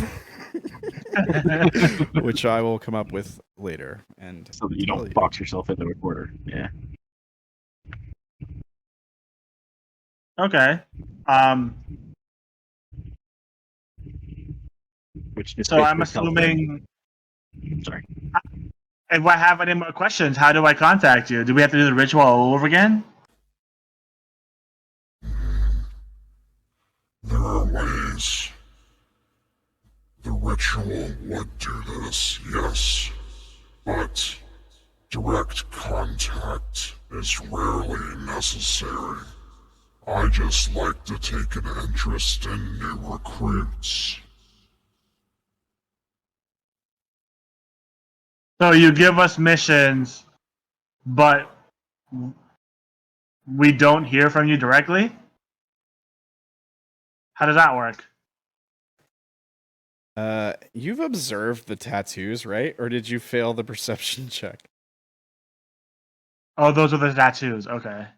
Yeah, that's the directions. So like, So they just give us names and then we cross them off. sometimes a place. But yeah, that's basically the gist of it. Also, like other people will, like powerful nobles will do a ritual, like kind of like Dark Brotherhood in Skyrim or whatever, where they'll like do a ritual and then the name will appear on you guys, like, and you go do the thing, or they'll do the ritual, the name will appear on you guys, they'll send you a contract in writing, or Sestum will ask for one to make sure that they get a certain amount of gold, that kind of thing. And then they'll drop the contract and have it notarized, signed, and then they'll do the job or whatever. Signed in blood with that bloody fist print thing. Yeah. Okay. All right. Well, then I guess we'll talk to you later, Leviathan. Yes, I think you'll make a fine addition to the council. It's growing so quickly these days. If I didn't know better, I would think System was up to something. What do you mean?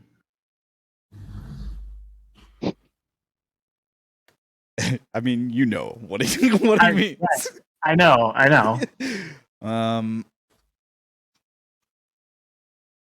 There may be betrayal in your ranks.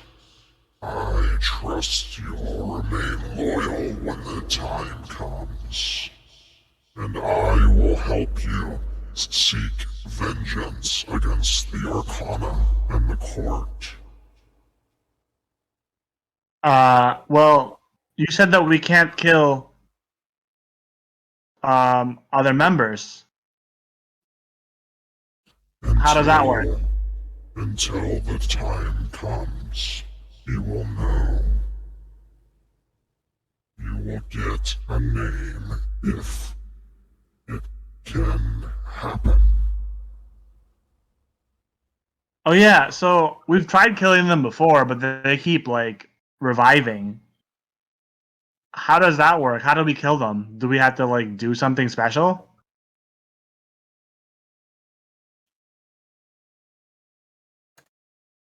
I don't think Leviathan is going to tell you how to kill its soldiers. Worth a shot. You can take it up with the council. So he's just silent when I ask that?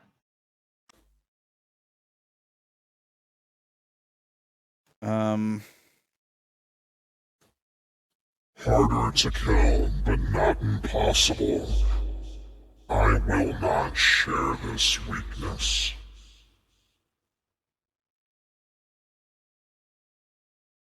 Okay. Well then maybe if there is a betrayal, maybe you'll share it later. When the time comes, nothing will keep them from dying. Okay. If you say so. Remember, you told me not to trust anyone. I guess that includes you. Indeed. All right. We can end your scene there, I guess, if you're ready.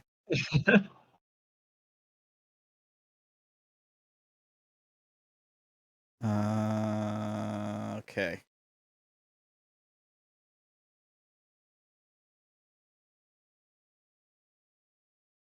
Back to the sewer.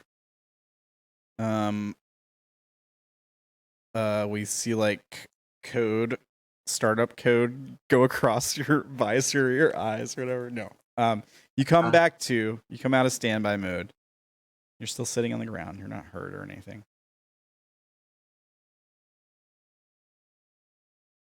So you have this name on your wrist. now. So, right, do I have 2 names on there? Havoc and then he who will be named later? Or just Havoc? Yeah, right now it's just Havoc. Like, once you guys take care of this job, then the next one will come up. Okay. I guess it'd be Havoc and Kitty, I guess, but like Kitty's conversation can happen off camera. Or just like really quickly or something. Okay. Still alive? Still alive. I think it's Kitty's turn. But he says that Kitty would be a good weapon, right, Kitty? And then Kitty roars back in pony form. And then walks up to the altar, and then I guess Soul will cut part of Kitty's leg for him, because I don't think Kitty will be able to do that himself. Can Kitty chant the words?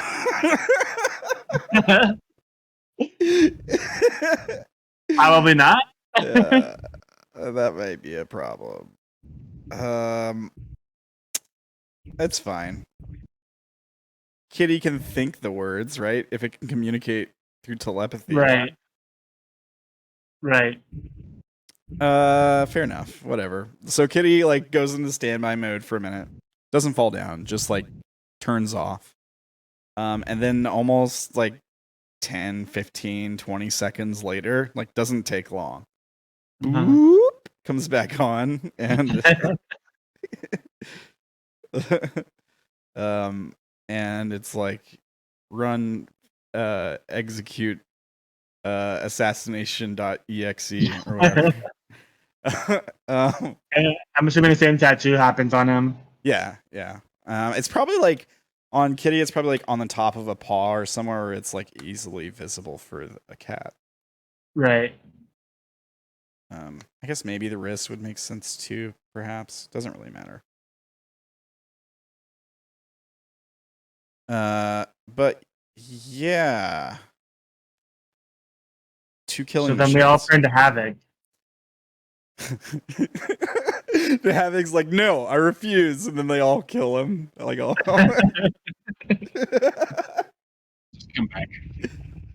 I do wonder if we should do mine now, though, with the time being what it is. It's almost 11. That is a fair point. Here's the thing. It's the last thing left for B Team Arc. Oh, okay. Is this scene. Right. This way we're all forced to go and kill A Team. Yeah, what if your For a contract... moment, I thought that we were all set up in a time where it was like earlier on we were gonna go have to assassinate Timothy, and then we were gonna screw up the timeline. So you're like a servant of judgment, and I was like, uh-oh. Oh, yeah. Yeah, I guess or something. it's complicated. It's complicated. So Timothy was supposed to be taking the place of Saint, right? So like what lapel is what Timothy was gonna be for judgment. So the reason your guy, remember the guy you talked to in the dreams is Timothy and stuff? Yeah. He wasn't like a professional, right? Like he seemed like he didn't know what he was doing. He was kind of not doing his job right. It's because he was never supposed to be in that role. Like he was just filling that position until Tim was ready to take over. So because Tim was like born to do that. That was like Tim's purpose, was to be the best guard for the Arcana Judgment, basically. So you like, you got to do your guard thing, and you got to, So, but that did not happen. Now, as far as like a timeline goes, I mean, the Void might be somewhat out of time. Also, this stuff is probably taking place before Tim would actually die. But timey-wimey, whatever bullshit. We're going to kill High Priest of the High Priest of Judgment, guy who is taking over things since Tim's not going to be a saint anymore. So basically, the guy you were talking to, potentially in that dream heaven state. Yeah, I believe B team is a week or 2 weeks prior in the timeline than A team. It's fine. Tiamat knows that Tim is going to die. Oh. Foresight. Dang. So, Not to are Fee we gonna secretly being part of the council. Do what? are we gonna do Havoc's thing? So that way we don't have to do it next. I was kind of getting around to asking if Kyo had time to stick it out for the scene with I can Havoc. do it for like 30 minutes. Okay. Were you saying something a minute ago? Like it before when I said what? I was talking to Kyo, I think. Oh, I was saying Fee was secretly part of the council and she killed Timothy. Oh yeah, there you go. Yeah. Cool. Also, never mind. I don't want to say that. Okay, so Havoc, I guess it's up to you to do your thing. Havoc will just look around at all the others entirely. A bit of a sigh. Fine. I think I'll go past Joel all the way to the wall and sit with my back to it. And take the bowl with me. Okay. And then the dagger. Havoc cuts his hand. What's my blood look like after the weird black veins thing? It's black. It's black. Black blood falls out. Guess there won't be any changes after this. And exorcisamuste. Omniscient spiritus, says the chant. Yeah, just do the ritual. All right. I don't really hesitate. No. Okay. So, same thing as before. Lights flicker, go out. But when you have dark vision? I do. Okay, so you can see the ground beneath you. Yeah. Okay. Now, for you, this place, it doesn't feel comfortable, but it's not like killing you like it was with everyone else. Oddly enough, it probably feels a little familiar. Not this like rock or this like lake in particular or anything, but just this plane. You can't quite put your finger on it, but you could swear you've almost been here before. Like the air tastes familiar or something. Okay. And I'm just in this little open space that seems small. Yeah, you're just standing on this rock in the middle of the, water lapping at the edges, darkness in every direction. This is all water. Okay. Yeah.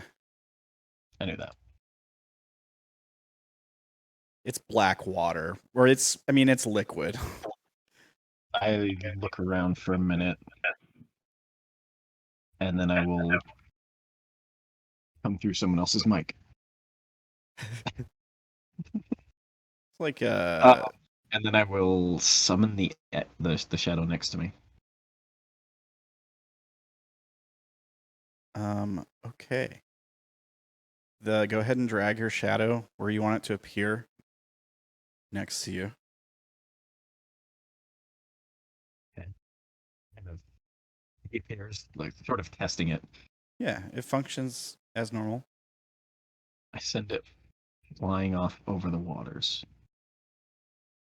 Yeah. 45 feet or so. Roughly.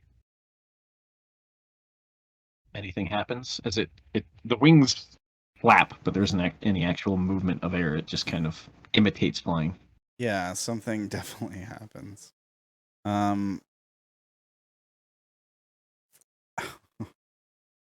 Okay. Let me just do something that's not totally insane. What? Okay, I'm just looking at what this thing can do. Okay, I'm gonna roll a bite on you. On your shadow.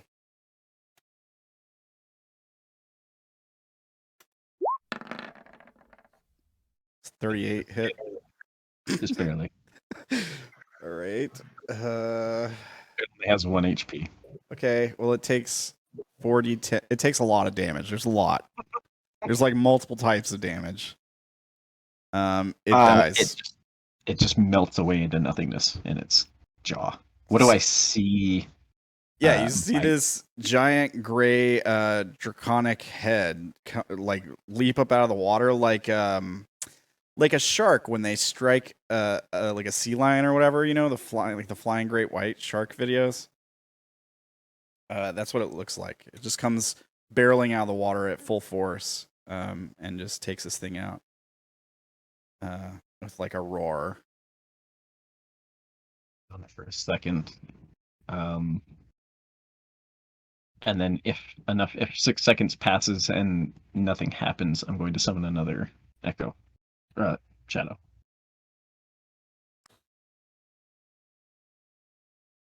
Do you summon it next to you again, or out here? Okay. Just see what happens. I'm assuming that's just a creature guarding this place. So I summon one over here to see. Okay, what about this direction? All right. I want to see what happens. Okay, we're just gonna test the creature's abilities for a bit, I guess. I could show off the monster a little bit.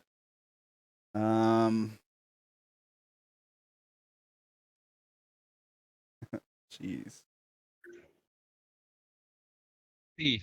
Well, let's see. Oh gosh.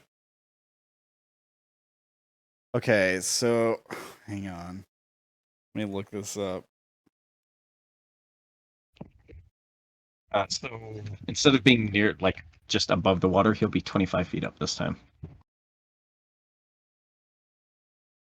So, the creature utters a word, like the dragon that just came bursting out of the water. And then, like, the shadow just, poof, disappears. Or explodes, probably. Like, explodes into, like, a shadow mist. Like it originated from this creature? Like, it spoke a word.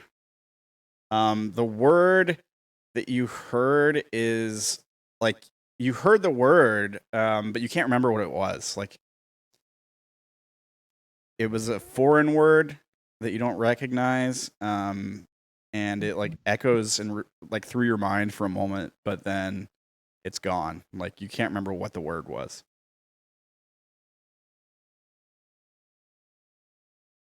I just look around really quickly to the other directions and then focus my eyes on it. Persistent, are we? Don't believe in giving up.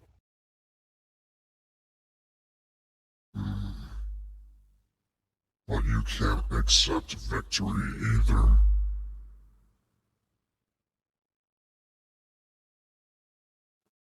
Tell me, Havoc, is freedom really what is most important to you?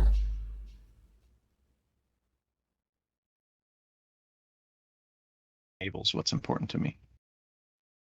What? No, freedom enables what is important to me. When you finally broke free of that shackle, there was not a moment of happiness for you. Why?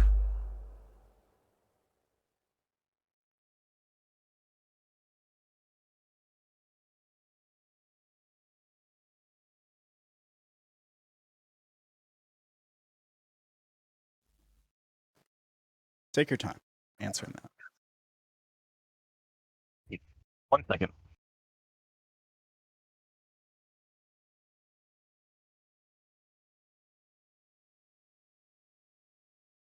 My mic is not being kind today. Havoc says, I don't know.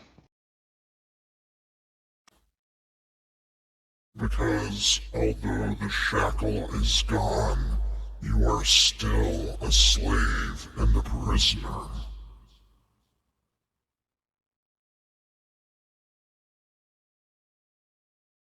Priest, the shackle isn't gone. What'd you say before the shackle isn't gone? According to a certain priest. Hmm. We are all slaves in the eyes of the Arcana. We all serve. You are still bound to the wheel. That is your shackle.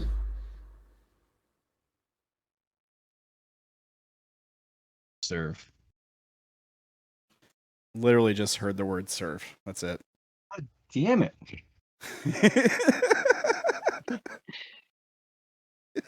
Oh, he's leaving and coming back.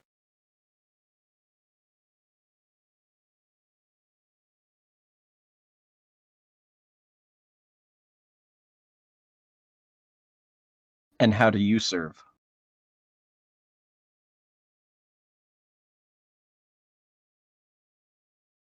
Mm. I seek to break free of this shackle. Even though I am locked in this prison, it cannot hold me forever. Havoc takes a second to think and kind of cocks his head ever so slightly. And he says, or is that just your part in the game? Game. Like the one Seston plays.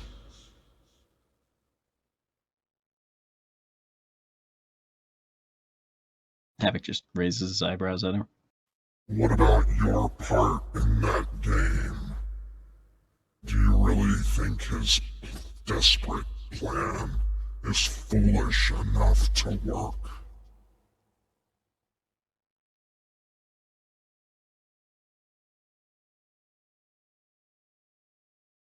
I think, whether it works or not, I come out more powerful than I was. Perhaps. Perhaps you die an ugly death and spend all of eternity in the void where you belong. Well, according to my companions, that's already happened and didn't stick. No, it didn't. Tell me, do you know yet who raised you, Havoc?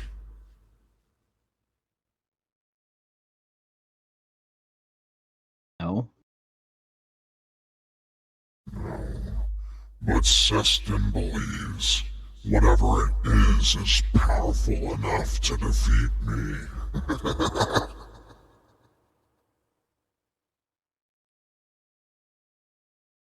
Would Is that a you bit of like nervousness I sense? nervousness? No. Would you like to know who raised you, Havoc? What will it cost me? Nothing. I just wanted to spurn that anger in you.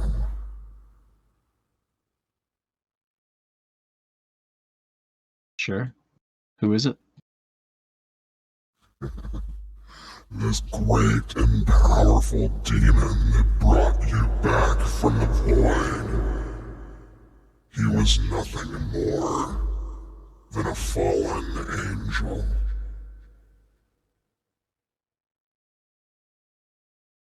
I have killed many. Seston's foolish bet is one I'm willing to take. Then why am I on your hit list? Why so scared? Quiokix put you here. Krudiat's dead. Indeed, but the agreement still stands. Dead or alive. Really? You You keep your word no matter what. It is already in contract. And what happens when you fail that contract?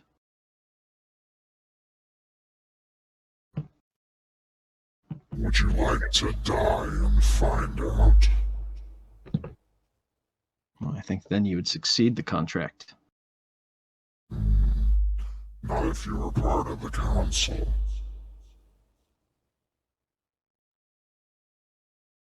You've already undergone the ritual, Havoc.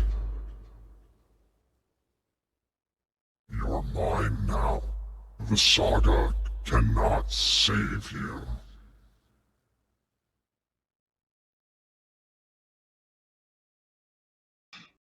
Maybe. I'm not opposed. What do you offer? Power, It's a good start. immortality. A means to an end for whatever you desire. Whether it's vengeance against the court, the Arcana, or your enemies, you will find it in the council.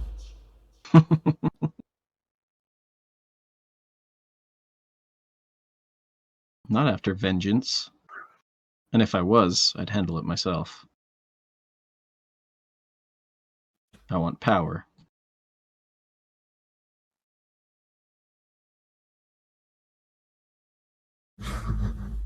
Perhaps Visago could give it to you. He rules 26 legions of spirits. Maybe he's already made a better offer. Doubtful. He knows not what he is.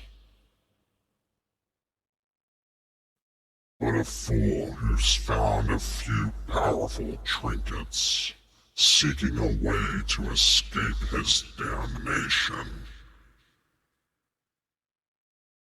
Sounds familiar.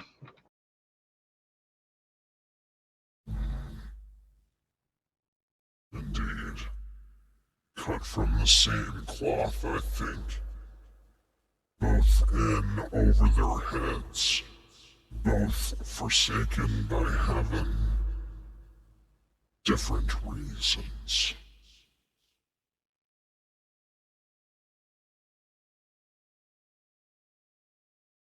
You say he's already got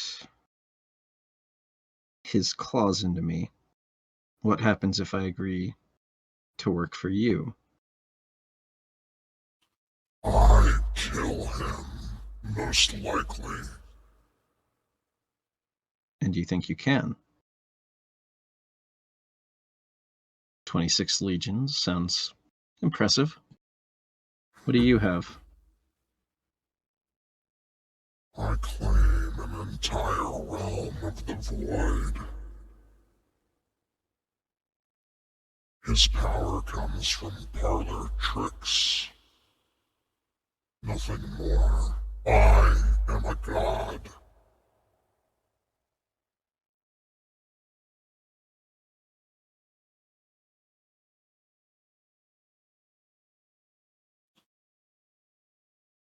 The demon of lost things. Pathetic.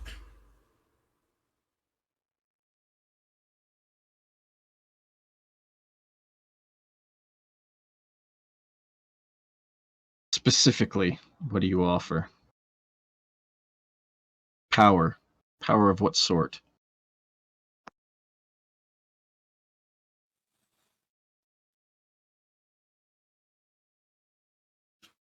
The power to live forever.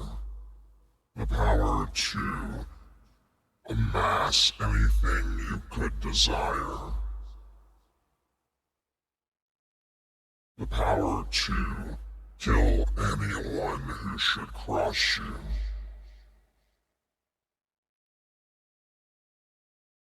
It's all great in concept, but tangibly, what am I looking at? Mountains of gold. homes anywhere you want them, any physical thing your heart could desire, riches beyond your dreams.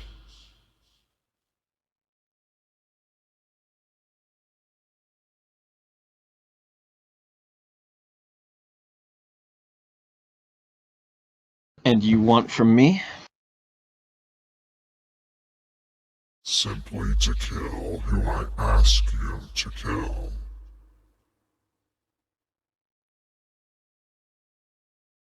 I've done that before for less. These bounties are a little more challenging.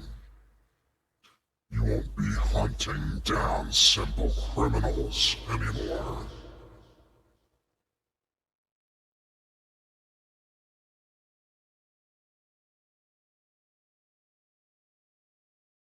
And who will I be hunting? Various powerful servants to the Arcana. Maybe even the occasional demigod.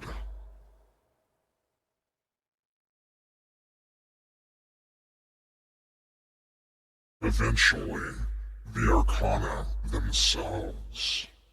The Saga would be happy to hear. After his death, the Emperor will soon follow. You want me to hunt down, well, us, to hunt down servants of the Arcana. How far does your immortality protection cover? If they can't kill us, it sounds like an easy job. If they can, what are you really offering? Killing is still a possibility, sure. But they have to know what they're dealing with. This is why the Council operates in secret. Don't be foolish and share your weaknesses. I never do. The same still applies. Cut off the head and the body will die.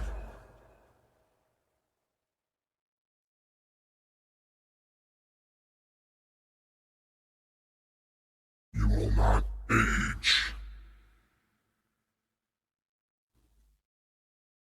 But if the body is completely destroyed, you will die.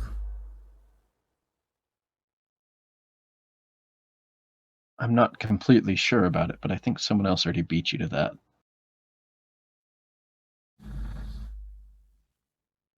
I suppose you can always try and back out and die anyways. It is too late to change your mind.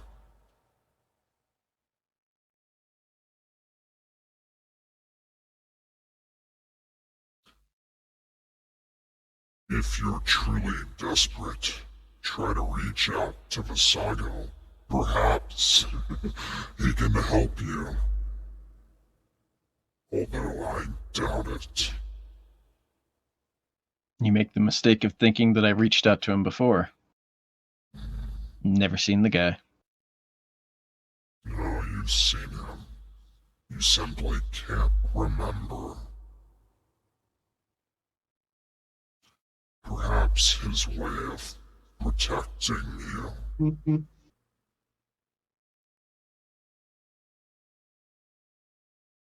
Fine. This isn't your first trip to the Void. So I've been told. Not all that bad.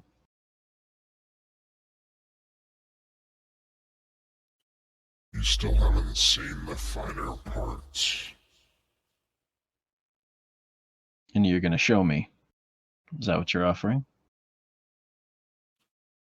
You should hope not.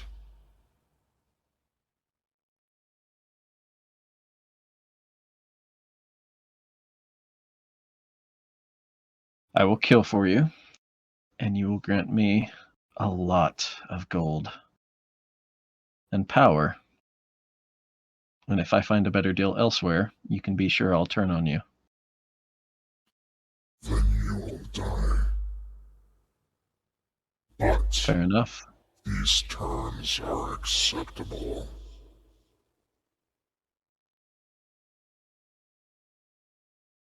Now what?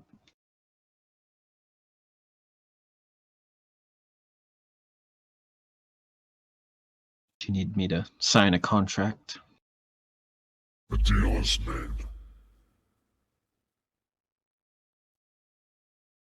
Your hatred will drive you, becoming more a part of you over time until there is nothing else left.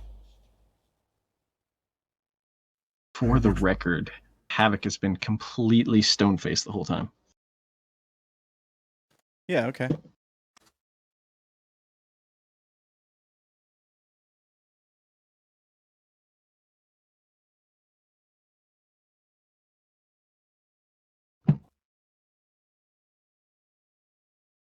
If you say so.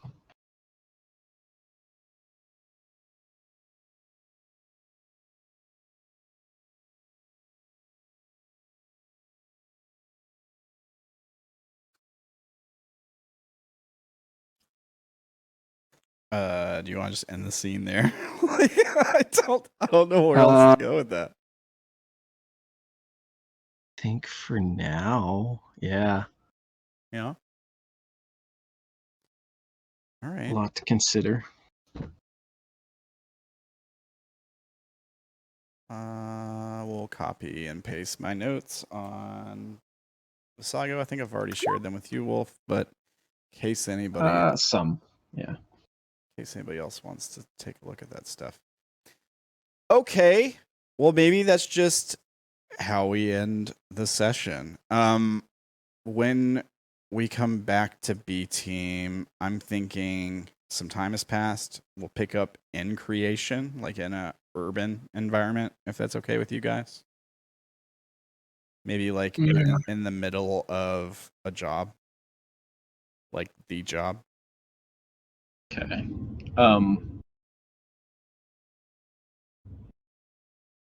Yeah, never mind. What's up?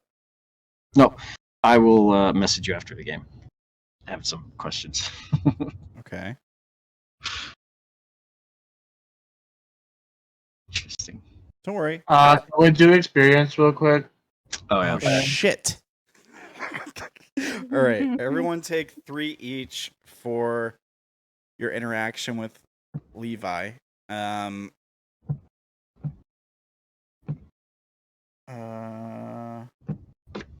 What's everyone sitting at? Some of you were in like the 90s, I think, out of 100. Right. I'm at 90 exactly. Kyo's at 88.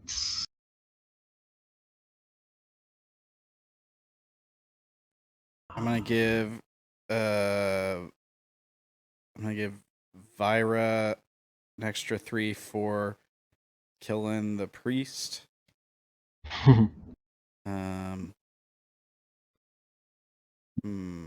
Tim, I was gonna give 3 for. There was some kind of RP you were doing with them there. Havoc 2 with the council outside of the ritual. Everybody just takes 6 XP. We'll call that even today, even though it's like a low for you guys. I know you guys normally get like at least 9. Shit. I'm going to have to do something about... I did a good job last week in remembering XP. Whatever.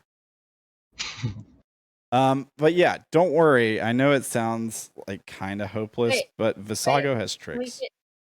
Can we get 7? Why Say no. Do you ding with 7? She does. Then Yeah, no. I just need 1 more. Then no. Then absolutely not.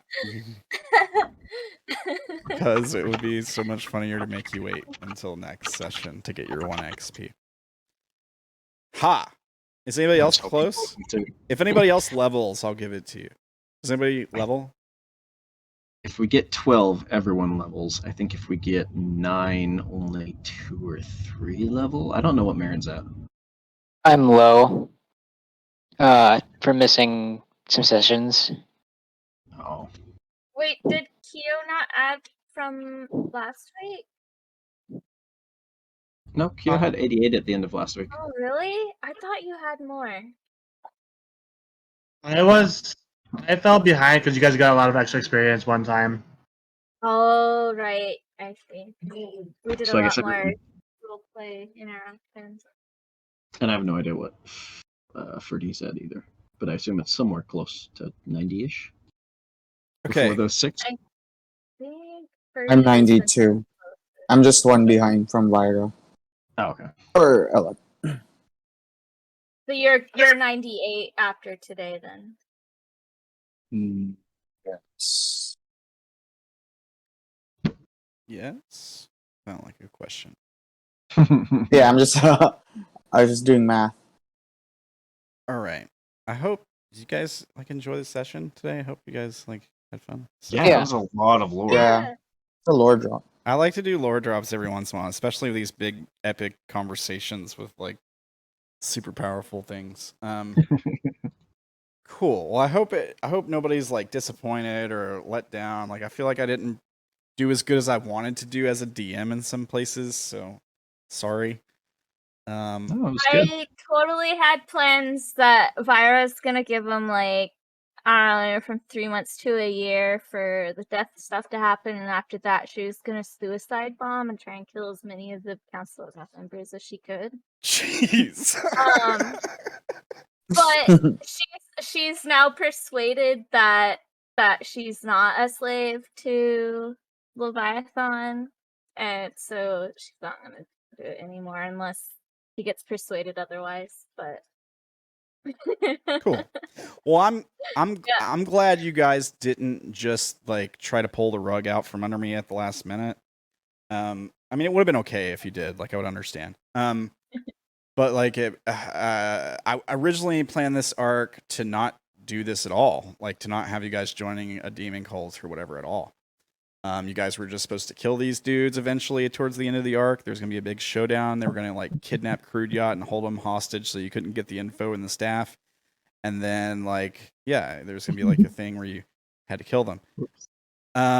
But then the idea came up where you guys kind of sounded interested in signing on, and so I was like, okay, well, let's go this direction. So I just kind of want to brief you guys on what I'm thinking as far as going forward. A couple different ways we could do this. Of Question course, before you start. yeah. Do you want all this on the stream?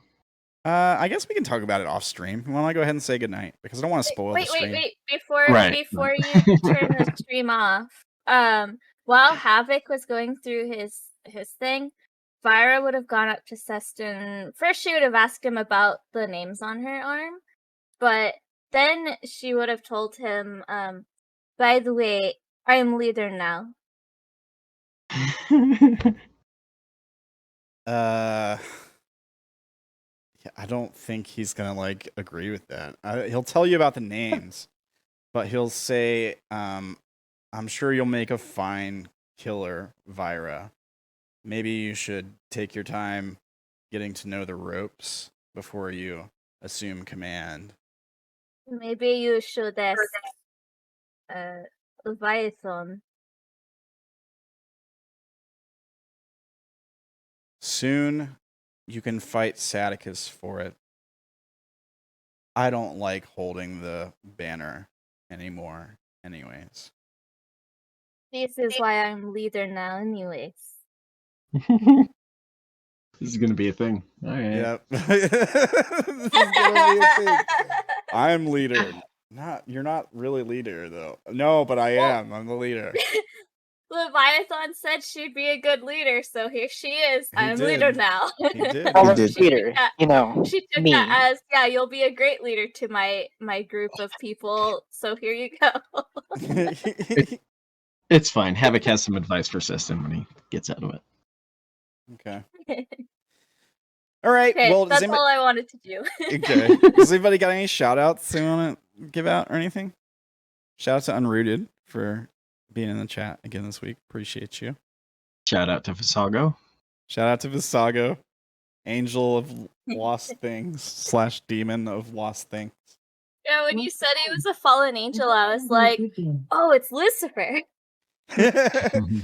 That would Similar, make sense for me. similar kind of concept. Yeah, I mean, it's similar. Yeah. Cool. All right. Well, Yep. I'll just say Ramblinman TV on Twitch, on YouTube, on Twitter, on Parlor, and on Minds. That's where you can find me. Anybody else got anything? Nope. All right. Yeah. Thanks for watching, guys. We're going to go talk about spoiler stuff. See you guys next week. Bye.